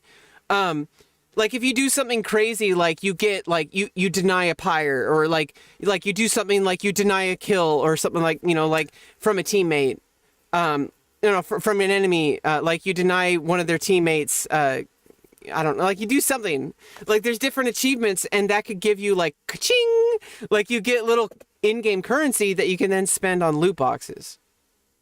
And then those loot boxes will give you stuff like different voice packs for the units, like different artwork, different skins potentially, although skins can be a gray area. I mean, skins can be kind of weird because there's some skins that might be used to take advantage of certain terrain. But if enough people have different counters to that becomes a part of the game itself, doesn't it? Right? Because like then if somebody makes a skin that like is like based on like if it's harder to click on or something like that, it's harder to see on the map or something like that. League of Legends solved this by making a big giant circle around it, but it still creates like a bit of like a terrain, you know, blending. And so it's like there's that the issue with loot boxes and skins. So, you know, skins are kind of difficult. Maybe overlays, of course, but that gets kind of like, of course, overlays, and of course, like unit pictures or like unit boxes, like where it says like reporting for duty. You want a cup of tea? Like stuff like that, you know, like.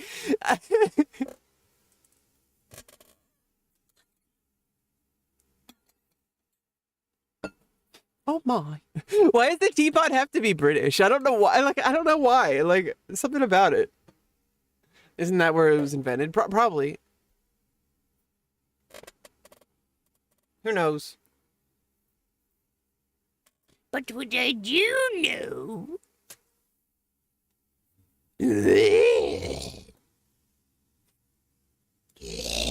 And like, that's like. How would you like to join the council? In due time. In due time.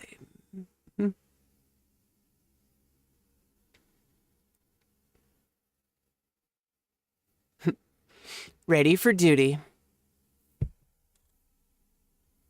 My aim is true. Don't let the costume fool you.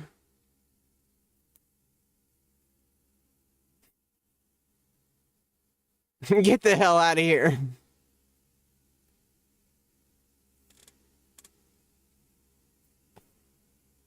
Now you need to actually like I need to have like a different environment for recording the louder ones, because you have to actually scream or yell, and you know, like, get the fuck out of here! Like, yeah, in order to do it like real though, you have to like you have to really get into it. So it's like if I'm trying to keep myself quiet, it's like reporting for duty. Hello everybody. Today we are having a podcast. Isn't it wonderful? Today we are having a wonderful time where we are spending time together.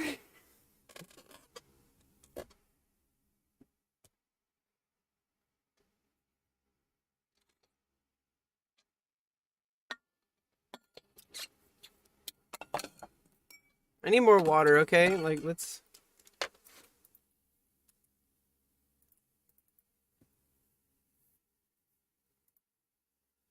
Let's load up the water app. I need to download some water, okay? You guys want to download some more water? If you download RAM, you can also download water. Did you know that?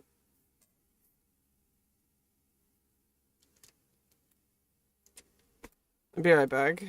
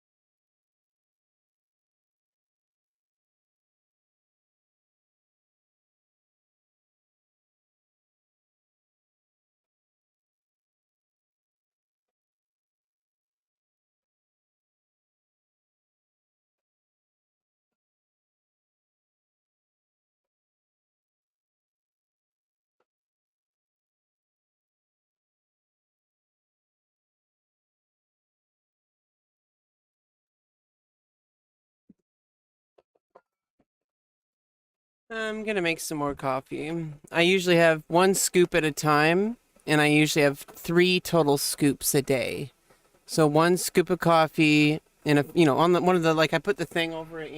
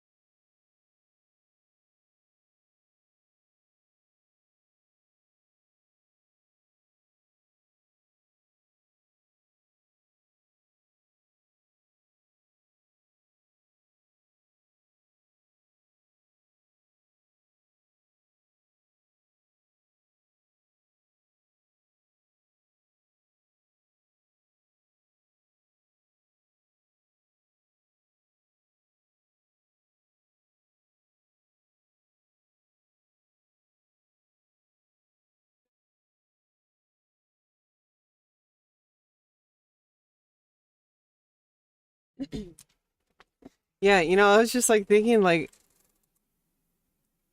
I have this like tendency that like when I hang out with people or something like that, that I have to act a certain way. You know, like when you're like around people and you're like, "Oh, what am I supposed to do in this situation?" And it's like I'm kind of like this during sex and stuff like that. Like I just think that like I kind of just go with it, like with what like I just say like, "Oh, I guess this is just how I'm supposed to do it." And instead of going like with what I like, and obviously I don't want to get too far into that subject, but I've been learning slowly over time, and then obviously after surgery, I'm going to have another expiration period. Um but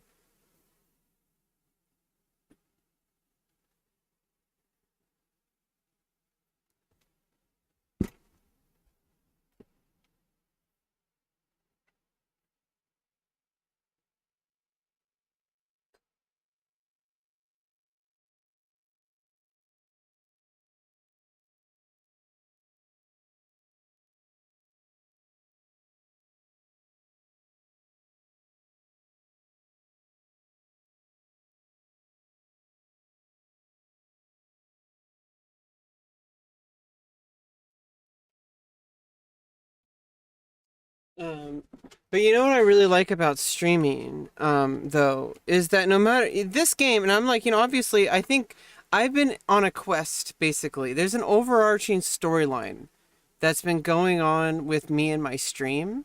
And the storyline is obviously my life, no matter what. No matter what's going on for the stream, my life is going to go on, and then obviously the stream is a reflection of whatever's currently going on in my life. So that's the main thing to remember and always keep in mind, in my opinion, that I've been running on. So always remember that there is a like life that I'm living, no matter what that life is, no matter whether it's good or bad or neutral, or whether other people like it, or whether whatever, like whatever it is, like it's still defined as your life. So it's like, but then like your stream is just a place where you can make your content, which is a part of your career, like as a part of your life. And so it's like your stream is just like this place where you hang out with your viewers.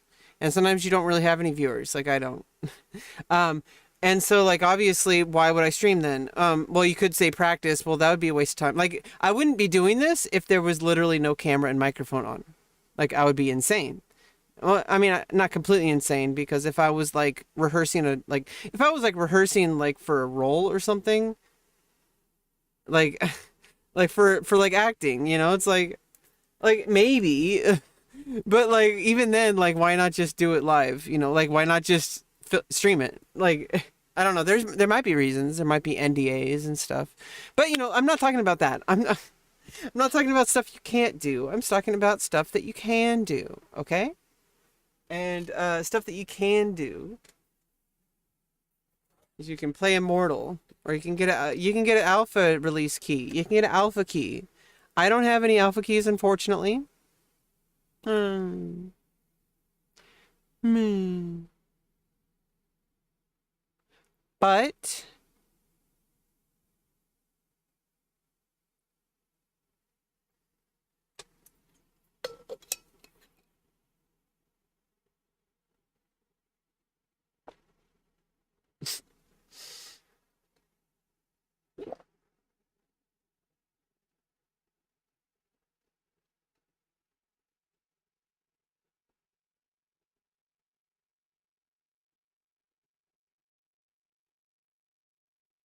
none, oh,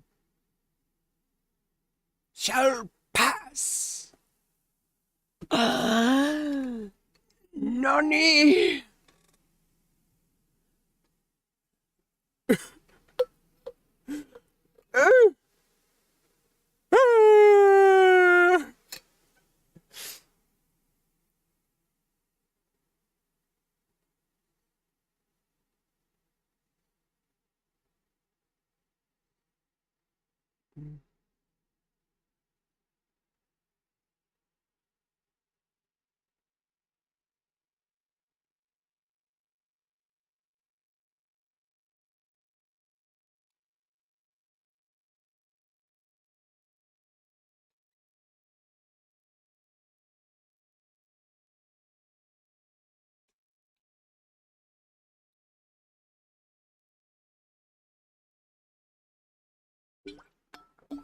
Imagine if I actually am blind and everything that I'm seeing on like everything in my life is just, but not blind, but just like a brain in a jar.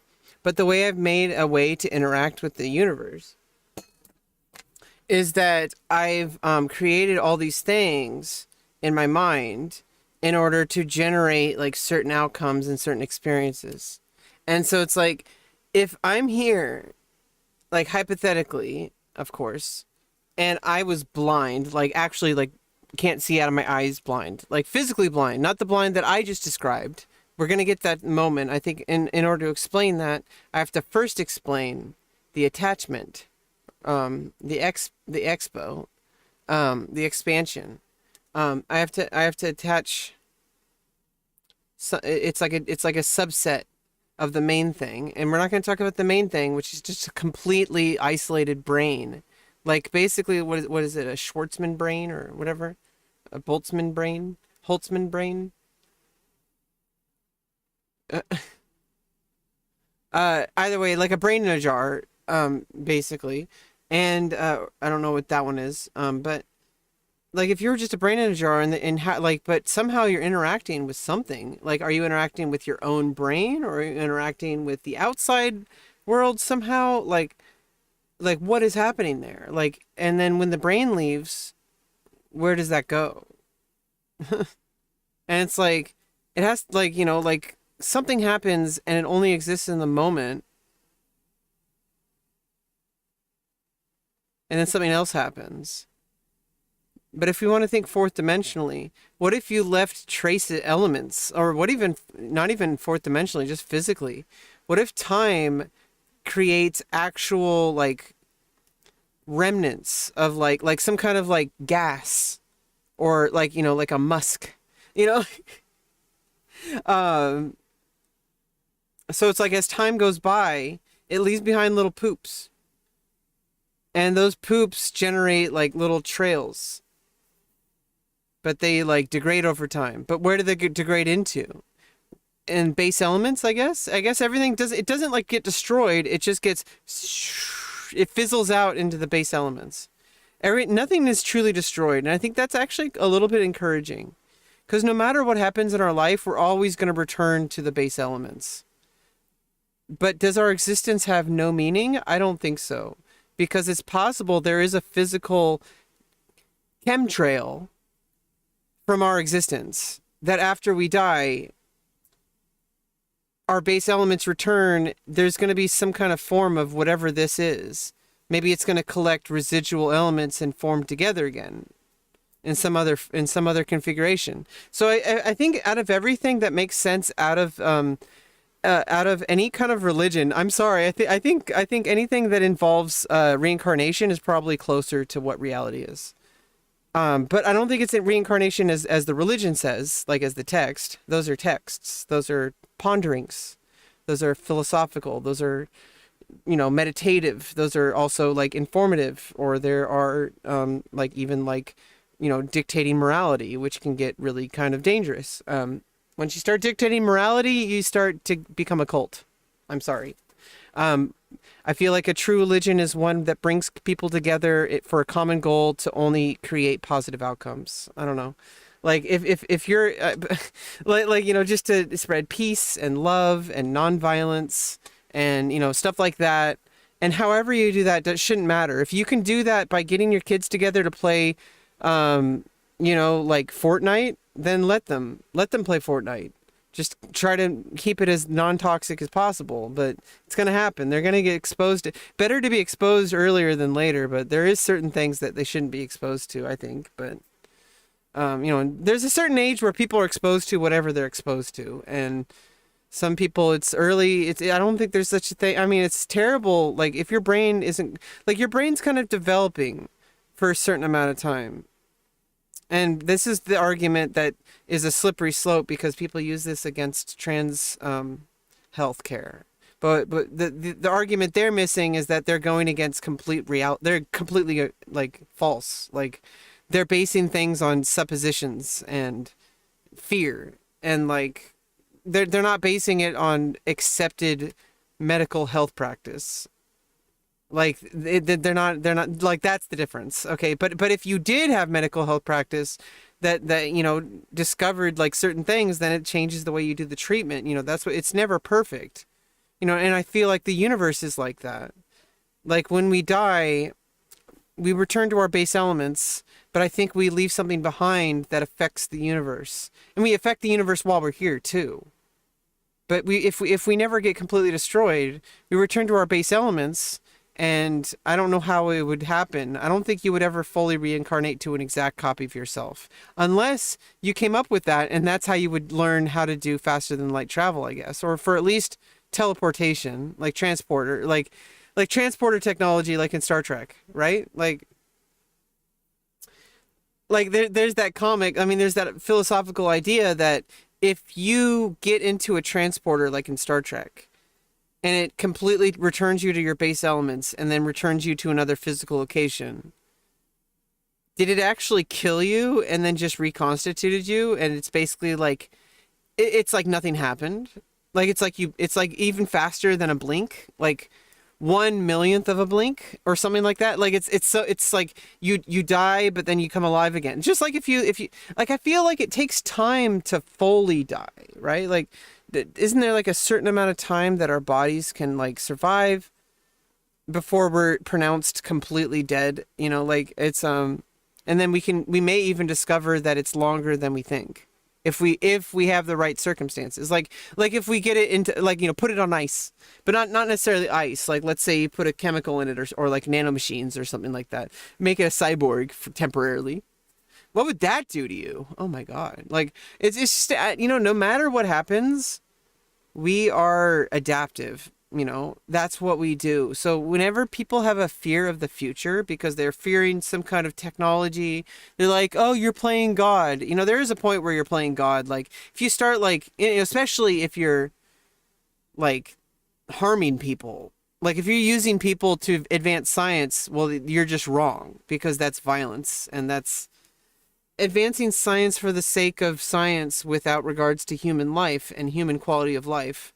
Like, if you just completely, like, you know, do something like unheard of, like you take two fetuses and you splice them together and you like raise it as like a with dolphins or something like that, that's completely unethical. Okay, so there is a line that we draw, and this is, I think, where the people who are like against like trans stuff, because they think that they think that it's a lifestyle, they think that it's like not something that's based on who I am, they think that it's like some kind of like choice, they think that they don't even know all the details, first of all, but they also don't know that, like, you know, for trans people there is a standard of care and there is a path forward that's very nuanced.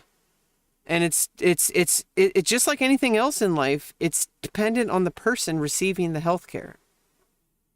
You know, so it's like, I'm just another person, okay? I just happen to be transgender. And once people start to get that, which they are, because the reason why the standards of care are the way they are is because it creates the best output, you know, for everybody. And the only thing that needs to change is that people need to get a stick out of their butt about trans people. Like, seriously. And it's starting to happen. You can see more and more people, you know. But yeah, I like that idea of like that we reconstitute into our base elements, I think. Like, I mean, because matter is neither, from our observation, matter is neither created nor destroyed. And we discover new things all the time. We discover things about, like, you know, negative space. You know, we get a picture of the black hole, or at least the, you know, the surrounding, like, energy emitted by it or whatever, or a gas or whatever it is. We don't actually see the black hole. We see the stuff that's like surrounding it. But it's functionally identical, so it doesn't really matter. And I think that's like what's key in learning, like moving forward with technology today, is like, we need to kind of learn how to think differently. Because like, it's possible to do something completely differently and have the same outcome. And we know this. And so it's like, if we do different things, like, if we instead of thinking about faster than light travel, what if we try to get data faster, you know, like as far as zero latency as possible? Like, you know, we basically can get as close to zero latency as possible here on Earth. But trying to communicate with someone as far as Mars, Or it takes like what is it, 37 minutes or something like that? I don't know. Correct me if I'm wrong. But if it takes like 37 minutes to like, to connect to the internet on Mars to download porn, well, you're gonna be finished already by the time you get it. No, like imagine trying to play Fortnite from Earth to Mars. We need to solve that problem first because it gives us a stepping stone to at least being able to communicate, allows you to be able to develop strategies for faster for being able to teleport, for being able to transport. Because if you can communicate, you can work together, and if one fails, the other can make a backup or whatever. But and you could always have backup material to repair the communications or whatever, and you could send supplies if there's a certain amount of time that there hasn't been a communication or something.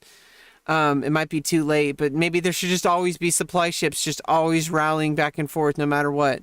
And they should be doing some auxiliary function too, like, collecting data, collecting samples of gas or anomalies or whatever. Like all sorts of stuff. Just like go back and forth. And either side, like whether it's Earth or Mars, can create like backups. And if you could use these little relays, the only thing we need to do is we need to learn how to, get rid of signal degradation, or at least minimize it to the point of basically being identical to the latency that you would get on Earth.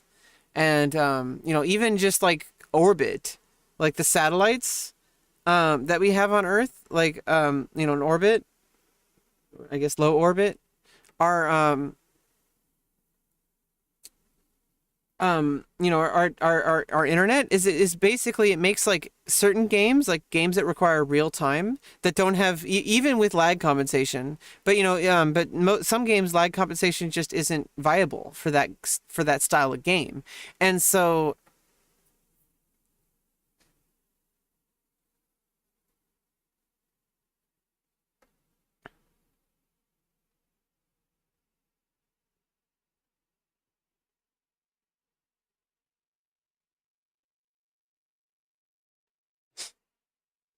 what was I saying?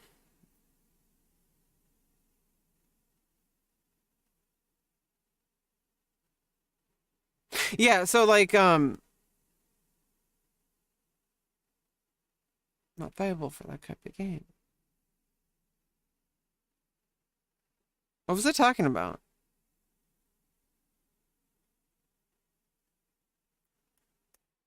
I wonder.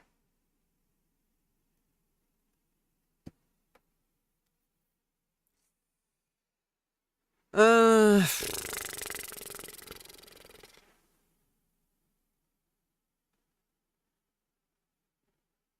what was I talking about?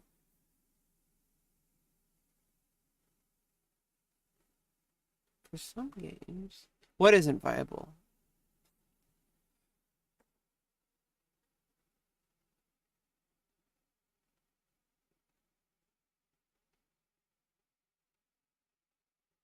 Oh yeah, I was gonna make more coffee. Be right back.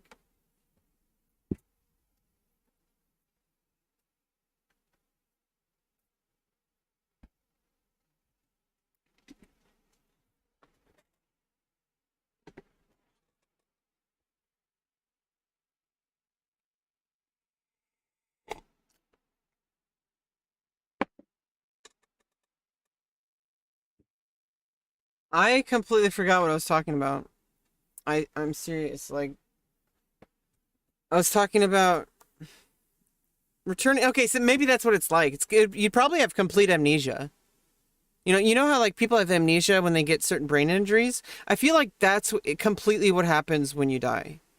Because if you lose your body, well, I mean, specifically if you lose your brain, because it's usually when you get head trauma that people get amnesia, right?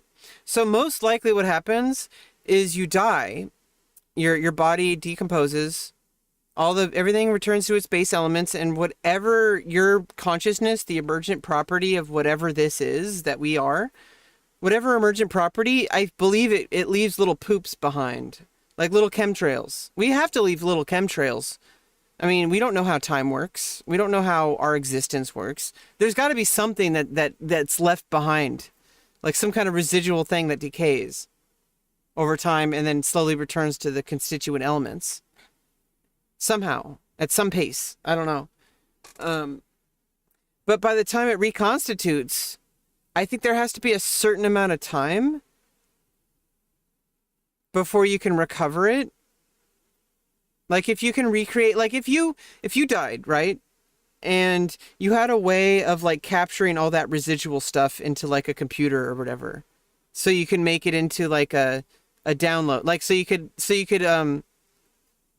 like recreate like an AI version with not like you can recreate a body like a cyborg. You'd be a cyborg even though you would have a because you started out as human, right? So it's like so you'd still be a cyborg, but you'd have no body parts whatsoever except for your consciousness. So if you had a way to do that, capture whatever residual energy is left over by your existence, and somehow put it into some kind of like receptacle, there's the risk of imprisoning it and creating a torturous existence, which is terrible. Because what if somebody existed for all eternity in a bottle? That's their entire existence. But somehow they learn how to communicate. And so they get help from the outside, and it makes it okay because they add augments. Or maybe it just happens regardless. Like, you know, maybe they get lucky. It's just eventually something happens. Like it evolves. Something evolves. But you know, there's the ethical thing of that. But I mean, what if like, you know, someone was like, fuck ethics. Like, let's just, someone waives all their rights. They donate themselves to science. And they, like some, you know, they have nothing to lose. They're like, they just got like 9 million years sentenced to prison, because they like destroyed an entire planet or something like that. And so they use that person for science. And so it's basically an execution at the very least. I think if you destroy an entire planet, especially with malicious intent, and it was a hate crime, and it was a planet of children and puppies and kittens. Okay. So this guy deserved it. You know, if he gets what's coming to him. But like if he gets something that's good, people are like going to get mad. They're like, "Oh, they give him immortality," like, and he's happy. Like some criminal is like, "I'm going to destroy planets." The person completely changes by the time they get, you know, obviously the process is very, very, what's the word? Traumatic. If you remembered it, it would change you completely. So you wouldn't want to remember it anyway. You would be a completely changed person. You'd be a lunatic. Yeah, I'm the one who chose not to have amnesia. Oh, fuck. I'm going to have to live like that for the rest of my life. No, there's always the choice to have amnesia, I guess. I don't know. But I don't want to take that choice ever. And we're talking about, like, our existence beyond this life. Like, if you go, like, 10 lifetimes, I would rather spend this whole lifetime doing the best I can with what I've got than ending it early. Because ending it early means, like, what if something changed tomorrow? What if something amazing happened and you didn't even know about it because you ended it early? And so it's like, you know, there's always another day. But yeah, I think we need to fix the latency issue with going from Earth to Mars, because if you can't communicate, then you definitely can't play like Fortnite. If you can't play Fortnite, it's not gonna work. The way society works, you need to be able to have the common people access it. Otherwise, it's only the elite who access it. If the common people can't access it, then it's like, it's not really, like, you're still in development. Like, you still have work to do. And you always have work to do. But, you know, it's like, if you can create an internet where if people live on the moon or on Mars, and they want to play Fortnite with their friends from Earth because, quarantine. Basically, it's basically the same thing as COVID. Like, you basically have to do everything on Zoom if you want to connect with people on Earth, right? Or vice versa, So, like, we need to create as close to zero latency as possible, basically create a second Earth. It's basically no longer Mars, it's Earth 2.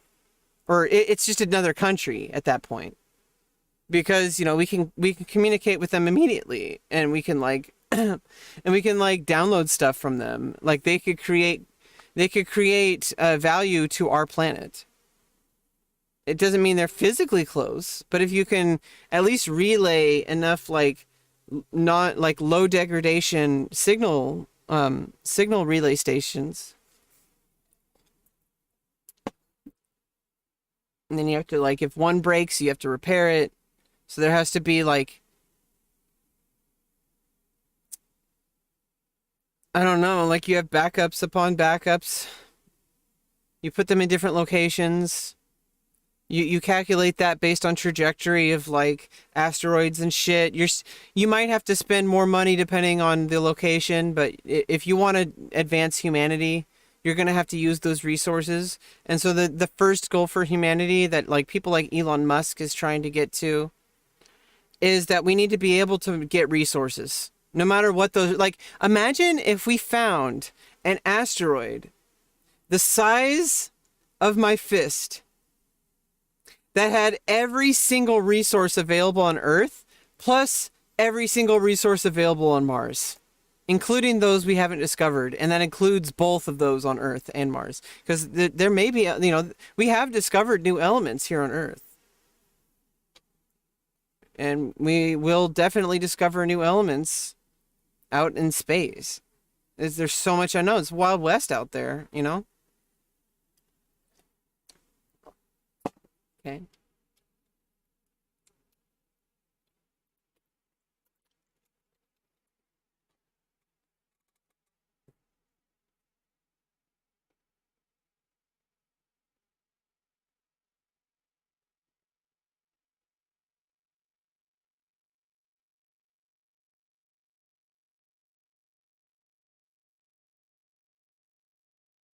Okay. Oh, I think I'm starting to kind of guess at the lore. So I think that there's these two different races are just two different alternate ways of existing.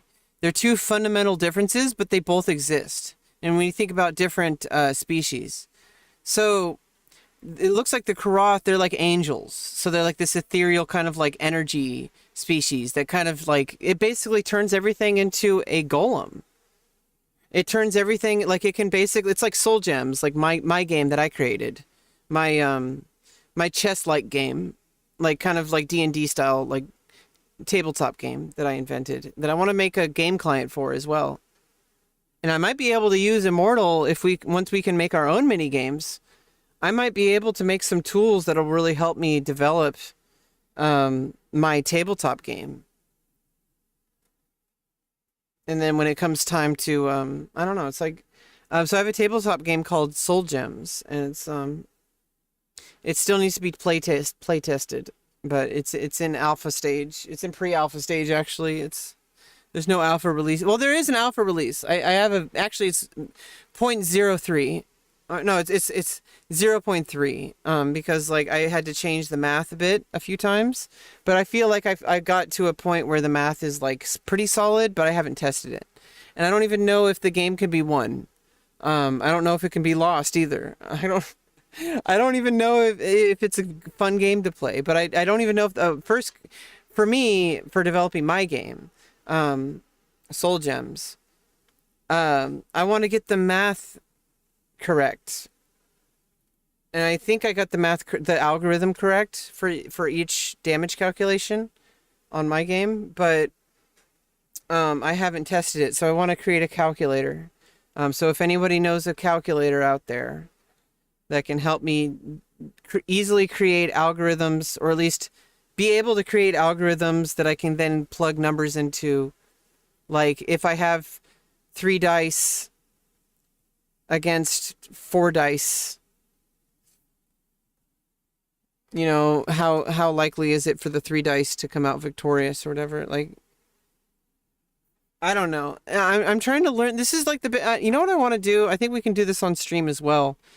I actually want to watch like lectures, like Yale or whatever lectures are available on YouTube or videos, um, about game theory, and just try to understand, because my whole life I've been trying to understand actually how to get good at a game. And my friend of mine, he's been on stream, MBK player.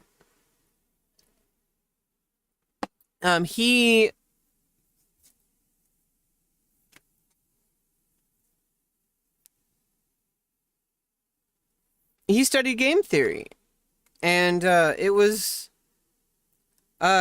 he beats me a lot at chess. I'm starting to, like, because of raw ability, because I studied more, I think, than he does, or than he did at least, or I think I put a lot more effort into chess than he did. Maybe not though. But I think he understands game theory better, which is why he had such an advantage over me, even when I had, even when he had weaker positions, like objectively, like he was like, I'm down material, like kind of like down a piece kind of material, or like he's down a piece. Even in situations like that, like he's won, and that's my fault because I make mistakes because I'm an idiot, and that's one of the things I've been trying to correct.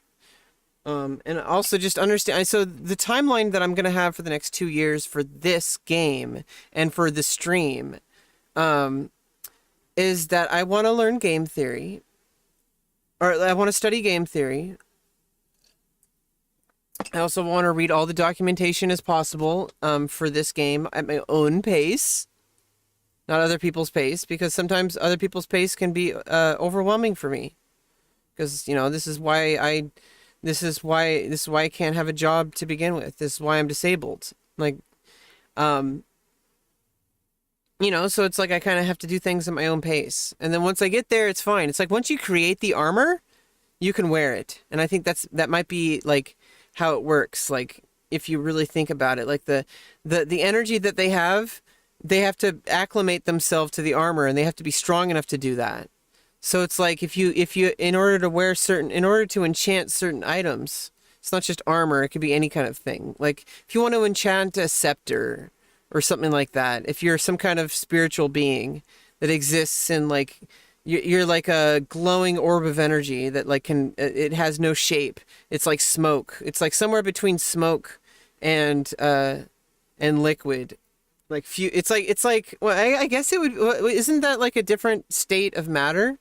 It's like you can have a state of matter that's like plasma, but it's like, it's more than plasma. It's like, it's more gaseous, but it's like, it still has, like, you can still touch it, but it's so granular that, like, it can go down, it can clump up like moon sand or whatever, like that toy that they released.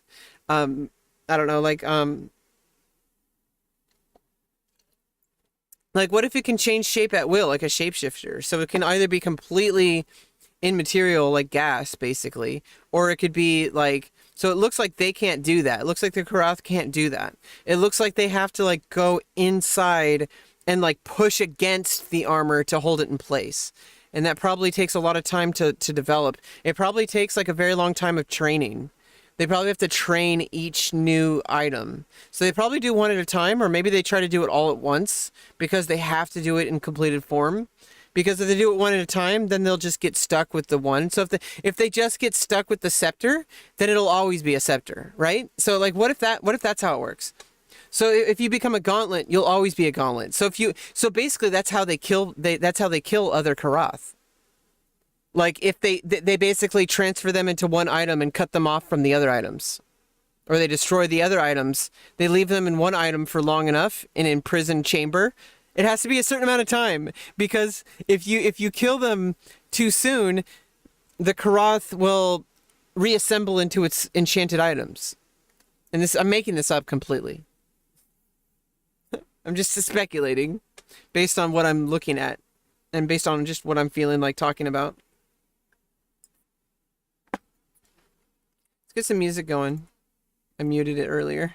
I forgot. Sorry about that.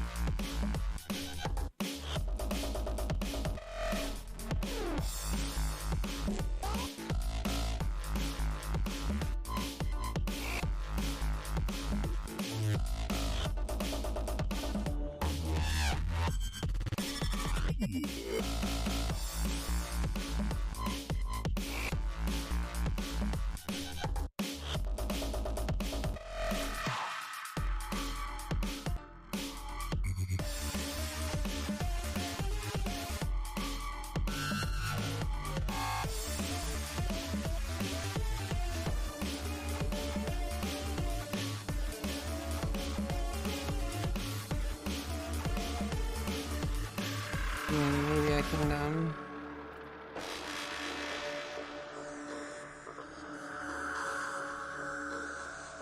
let's try embargo. Yeah, let's try embargo.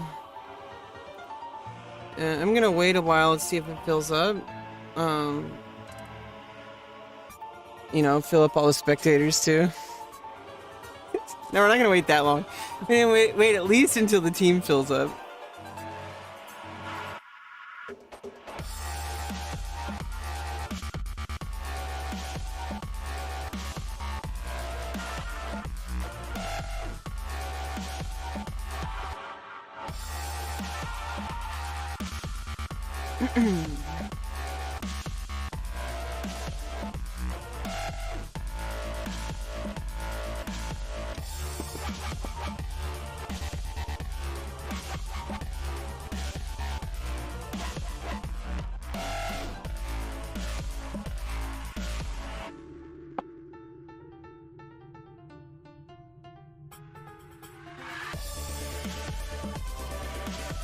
Let me just open up Discord. Maybe if it'll be better if I just open it in the browser instead of opening the full client, because I kept crashing when I had the full client Discord open. I wish there could be a more lightweight version of Discord. That would be a cool thing to have. Because,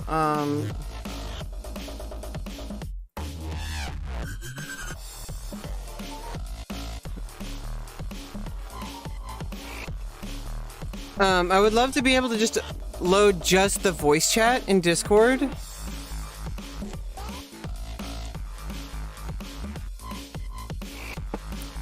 And just be able to interact with that, just that, without having the rest of Discord open. That would be so awesome. Because it would save a lot of frickin' CPU and stuff.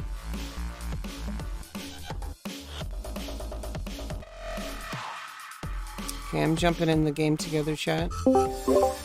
Hello, And then how are we'll you? have a good, solid, probably 6 months or 9 months playing with just the 3, and then probably 3 months we'll get to mess with the, the 4th, and then. 5th. Yeah, Hey, but the Ty. 12th and the 5th is gonna come in pretty fast after Hey, each other. what's up? Rebecca. How's it How are you going? doing? I'm sorry I missed the I just got the tail end of what you were just saying. Like, what, 3 or 4 of what? You want to explain it, or I can? Like, is this Yeah, you about can the game, or? Yeah, you know how there's like 2 factions? The Yeah. game, so this year is alpha. When next year hits, they're going to do beta from 2023 to 2024. When 2024 starts, that's when they're going to release the game.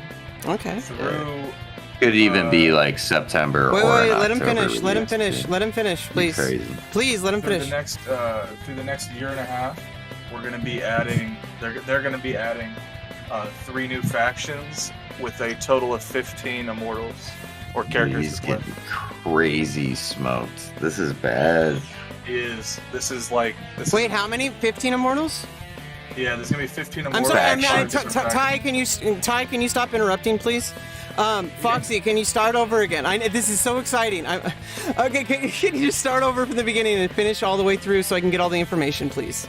All right, sorry, Ty. I'm not in a bad mood. I'm just like, oh, and we left. I didn't mean him to leave. I just asked him to. Okay. Anyway, continue. Sorry, I'm trying to listen. I'm trying to pay attention, and it's hard when somebody interrupts. So, can you start over, please? There's going to be over the next a year and a half.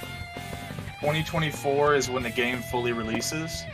By the time the game fully releases, there will be 5 total factions with 3 characters in each faction, all different plays.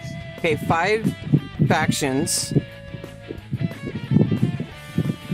With 15 total immortals. 5 factions. And 15 total immortals. Okay, so I'm trying to wrap my head around what that means, because that's different than just 2 factions. So I'm trying to calculate that now in my head. Like, this is good information. I'm really happy to hear this. Okay, so now that I can start calculating it slowly in my head. I'm really happy to hear this. Like, I'm sorry. Like, oh wait, I wasn't doing push to talk. Okay, you guys heard me, right? Yeah. Okay. Well, Rebecca, we're going to play some TFT and then hop back in after the finals to do some more of this game if you're around. Yeah, I created a lobby. I want to do some 2v2, but I'm in no hurry at all. So I'm just kind of chilling and just running my stream and just like, I'm sorry. I hope I didn't bother. I hope I didn't like. I wasn't trying to be adversarial with Jaeger. I was just like, I wanted to take down that information, and like he was interrupting you before I took it in. So I'm like, I was just like, like frustrated, you know. Gotcha. Yeah, I'm sure he'll be back on. You can explain it to him. He'll be No, yeah, time usually helps because he'll probably figure it out, you know, like. And then I'll basically just say like, hey, like, you know, I'm sorry, like, I just needed time to process what he was saying, and I got frustrated, and I think that's the end of it. Okay, our game's about to begin. Okay. Yeah. All right, good luck, you guys. See you, Rebecca. I will talk to you in just a bit. Later. Okay. Yeah, we can play. For sure.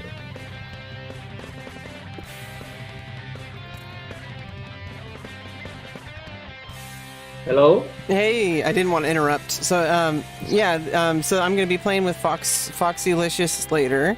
And I don't know if anybody wanted to play 2v2 right now, or you can just do 2v1. Or Yeah, maybe we can play maybe later. I'm doing my 1v1. I'm just doing practice to improve from the 1v1.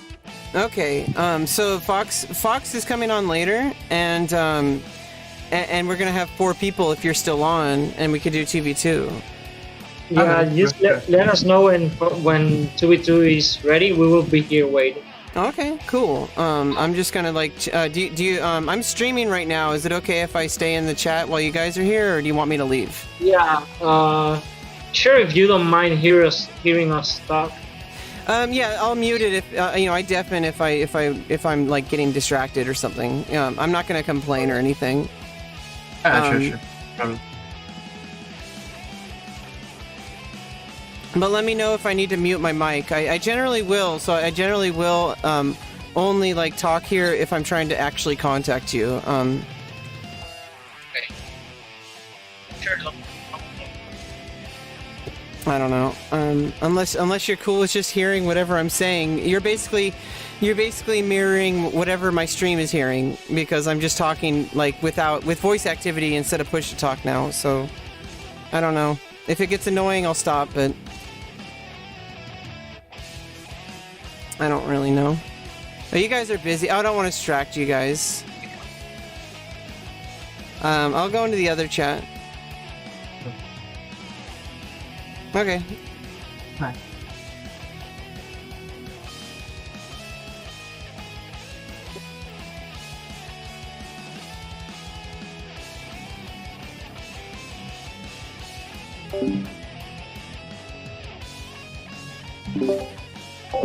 Okay, I just mute. That's fine. I need to make sure... Let me launch it first. Make sure it loads with the browser Discord open, compared to the app Discord, because the app Discord... the Discord app would... I think it takes up too much CPU and it crashes the game. So I'm going to see if I can actually keep Discord open on a tab on Chrome and just mute my mic manually. Which is somewhat inconvenient because I like doing push to talk during games. I guess voice activity is better, but I'm a streamer, so it's like I like to do... I guess maybe I could do a push to mute, like XQC I guess said once. Push to mute, like just let the whole Discord know. I mean, if you're doing an event, or if you're streaming and everybody's just listening, or if they don't have permission to talk, like it's just a listen and watch only Discord. They basically just get an absolute like front row seats to the stream kind of deal, That's one thing. I don't know, there's all these sorts of ideas for streaming. I like the idea of doing like stream parties, like where it's like you get like 30 people like watching like on a special like on Discord that are like have more direct access.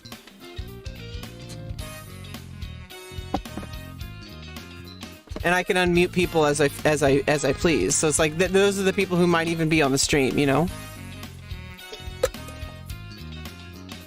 But I would have to, in order to do that for my stream, for non-Immortal stuff,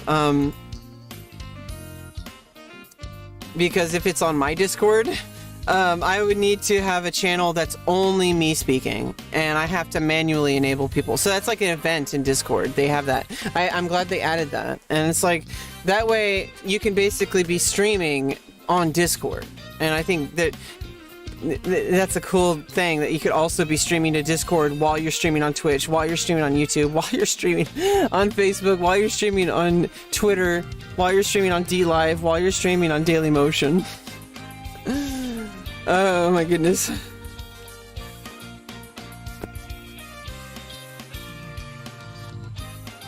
Okay, let's make my first expo over here. I think this one is free. It doesn't have a turret or anything. This isn't the one with the turret, right? Okay. Yeah, this one doesn't have a turret. As soon as you go out here and stuff, unless that was just that map. Maybe this map's simpler.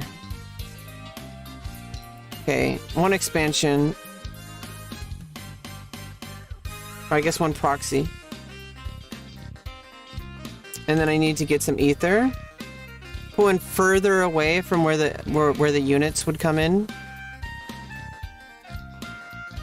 First, I guess, because then only transport units can come in to attack that one. But this one could be attacked sooner from ground troops after they got the tower and stuff like that. So I want to build that one second. And get my teapots going.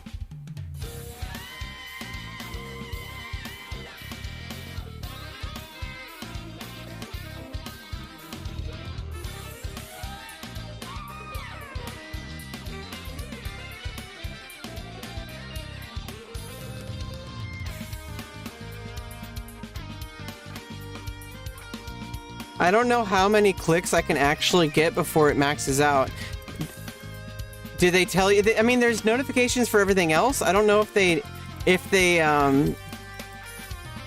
don't know if they announce when you reach maxed shift clicks. I don't know if there's a max. That's good. There's got to be a max, but it's got to be like beyond human ability. Like you could do like 900 million clicks, and then it maxes out because it's like it's an advanced engine. It's Unreal 4, Unreal Engine 4, Unreal 4 engine. I guess it's easier to say Unreal 4 engine than it is to say Unreal 4, Unreal 4. I mean Unreal Engine 4, right? Because it's called UE4 when you want to say it in abbreviation, though. But if you want to call it like UE4, but you can just call it like Unreal Engine 4 or Unreal 4 engine. I think it's better to say Unreal Engine 4 than it is to say Unreal 4 engine. And you have to say U4E. That's weird. Okay, I'm just gonna assume that that's the maximum. Okay, then I gotta build some buildings. Get some production going because we're productive members of society. We're gonna build 1 altar, 2 altars, and 3 altars. No, let's get 4 altars. We gotta get Walter! Okay, that's where Walter comes from.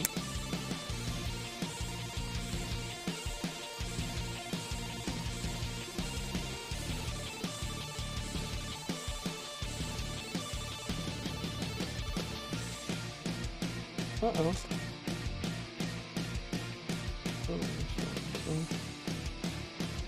4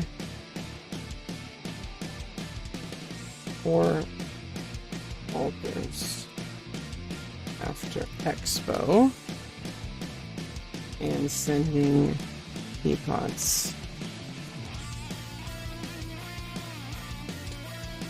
Okay, and then I go back in.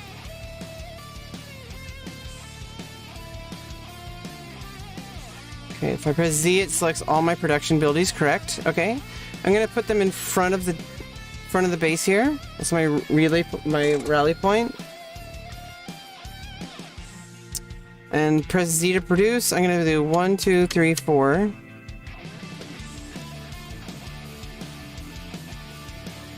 5, 6, 7, 8. 2, 4. Okay, so yeah, that's enough for 4 groups for now.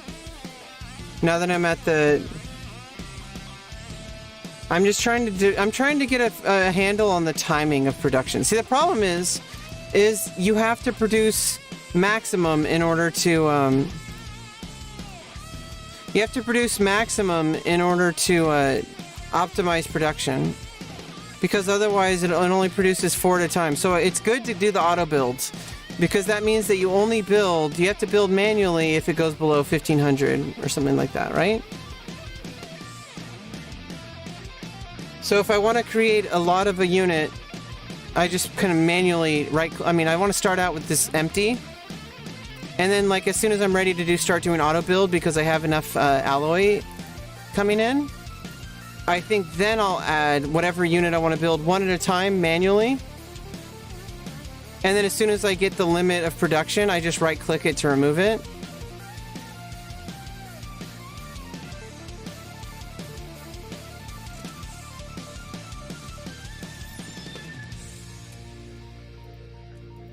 Yeah, or you just manually do it. Okay, that's...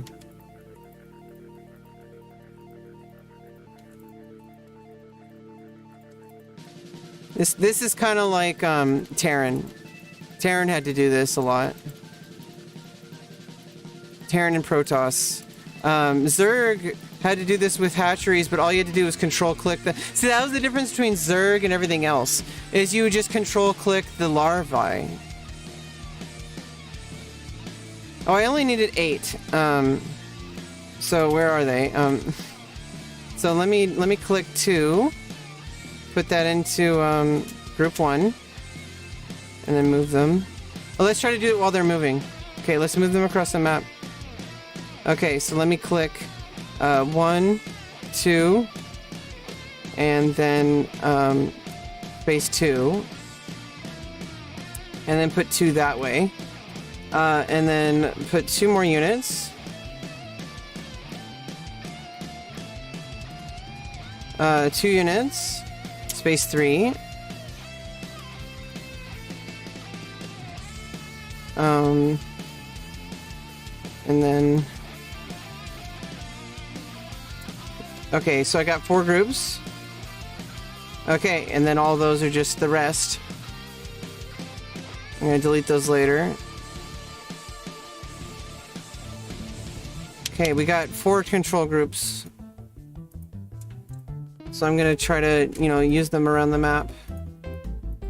Oh, that's what a control group means. Okay. It means I'm gonna use them to just kind of scout the area.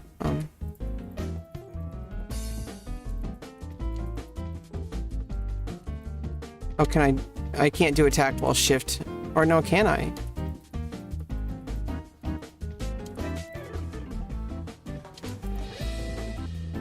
No, I think it's just regular move.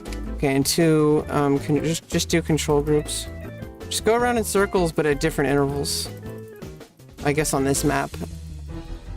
Probably most maps. I don't know. Okay, actually change it. Just go in the center. Just slowly expand back in and out. Just kind of, but in also like a rotating position. Also a spot position, just like Osu. And then streams. Okay. Okay, and then just kind of move them around. Okay, and then just do it really quick first, and then just refresh it. Kind of like Final Fantasy 11, I guess. Just keep refreshing it. Okay. Where's 1? 1 and 2 are kind of too close. Are they diverging? Yes. Okay, where's 3? Okay, 3's over here. It's diverging. Okay, where's 4? Okay, it's diverging. They need to always be diverging. They need to never be close together. Okay, so I need to monitor in order to achieve that.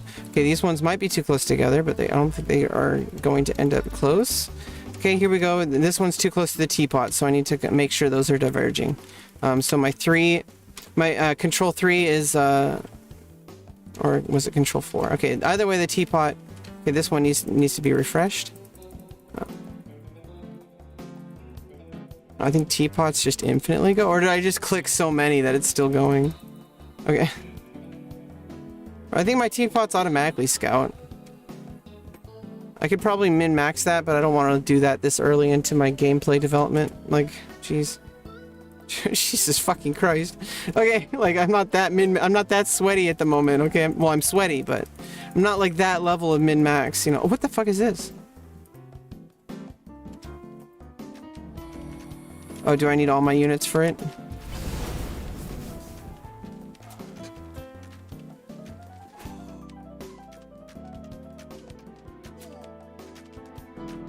Do I need to make some new groups? Okay, here's my main troops. I just pull from that group to replace control groups. Okay, can I defeat it with this army? Okay, but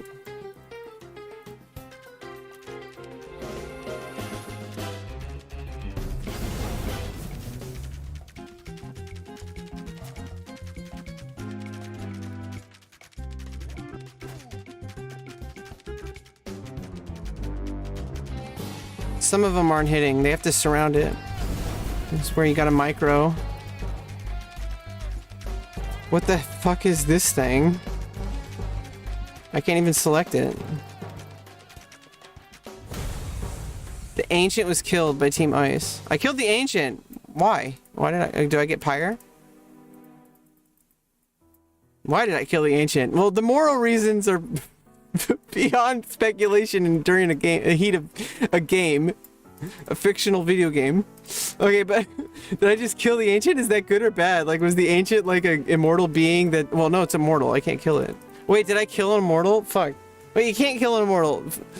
The whole concept of immortal is that you're mortal. Like, but you can imprison them and basically kill them, right? So there's always the fear of imprisonment. That somebody can just keep you in a bottle where you can't have any access to your sensory... Or you can't have, like, if you're just, like, trapped in, like, a single unit of data. Like, you know? I don't know what this is. I guess it just does something. I'm gonna have to ask the devs later.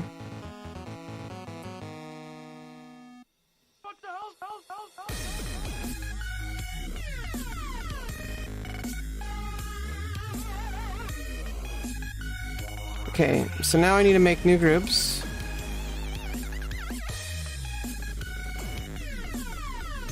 Okay, run them across the map. Okay, do it while they're running.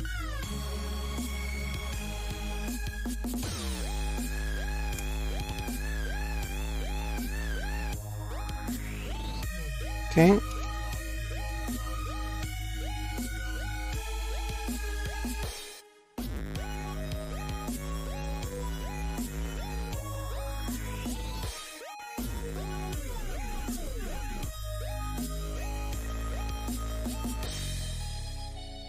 How does this pop down? Why is it? Oh, because there's only one.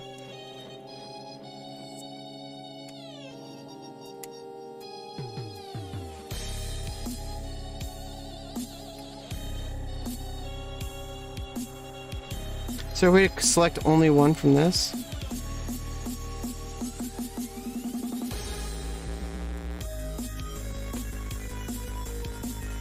Because it'd be nice to just pull one randomly from just by clicking on the thing. That would be so cool. Maybe that would be too OP though. Add it to control group 2. Okay. Then make control group 3.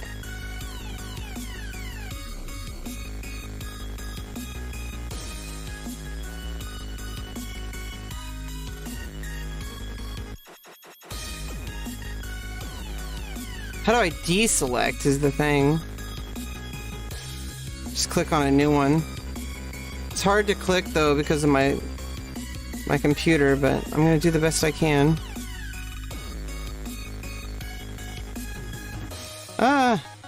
Let me click 1. It's hard to see if I clicked it or not. Select 1, okay, and then select another one. I'll know when it goes down to a little icon. Okay, that's a good indicator of whether I'm selecting one or more. Okay, that's control group 3. Okay, let's make control group 4.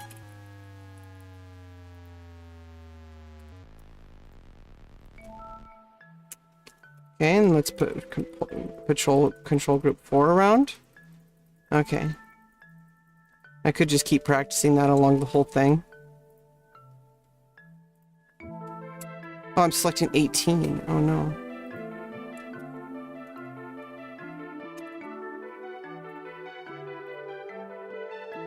It's better if I just click. Oh, hey.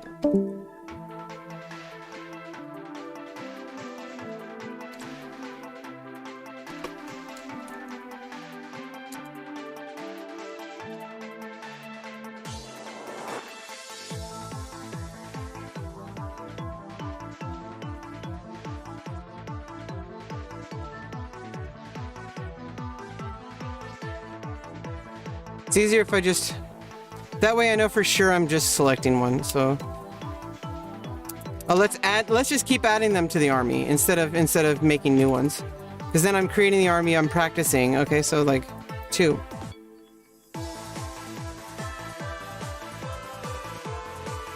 Oh no, it's 3. Gotta select only 2.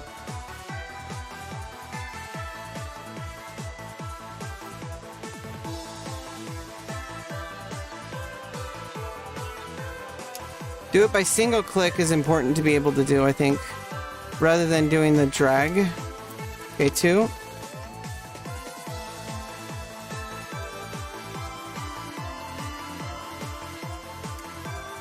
Okay. Control group 3.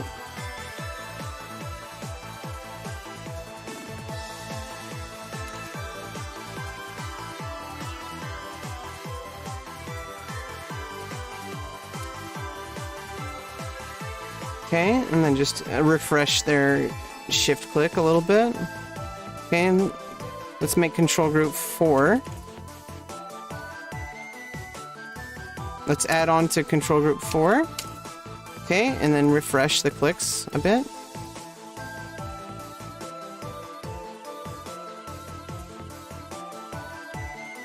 And then we have 11 more to add. No, I need to only select the ones that.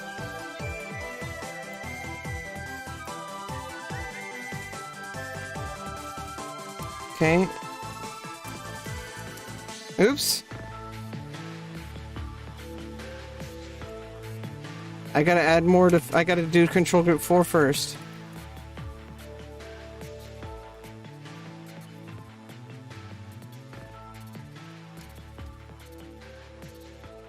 Oh, I don't want to select ones that are part of the first group. Okay, put that in control group 4. Okay, there we go. Can't move through the boundary, I guess.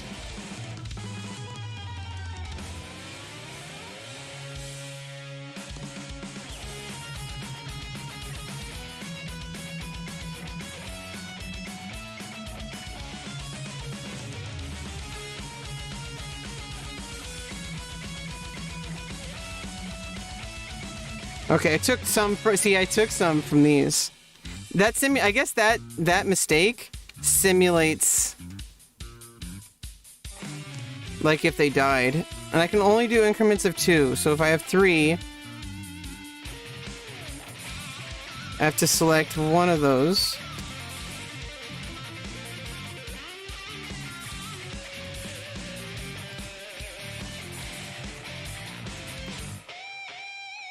And then add that to 4, right? No. Okay, go to 4. Add that one to 3. There we go. Now I have 4. I have 3. So I need to pull from D.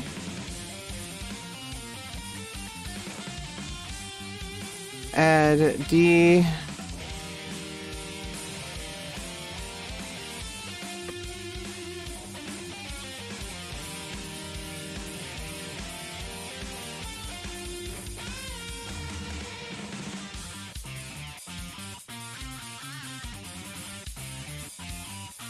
Just keep my D in the center, and let's just keep making them now. And then let's set the relay to just like right here. Let's put it where the ancient is. Let's just put everyone where the ancient is. Okay. Oh, the ancient's alive again. Oh, we have a new, we own the ancient now. Oh wait. Oh, the ancient shifts. Okay. It's blue and red. See, it's ice and fire. Oh, you're fighting for the ancient. Maybe, I don't know. I don't know what game mechanic this has involved, but yeah, let's get all.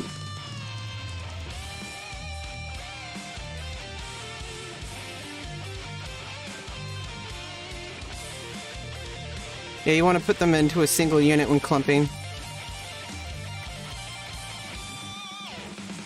Right? Like, that's...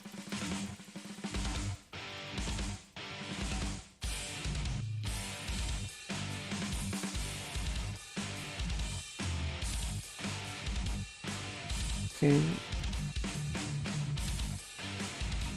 Okay, let's start over with my control groups. Okay. So we have to be able to do it while they're clumped up. That's when I click.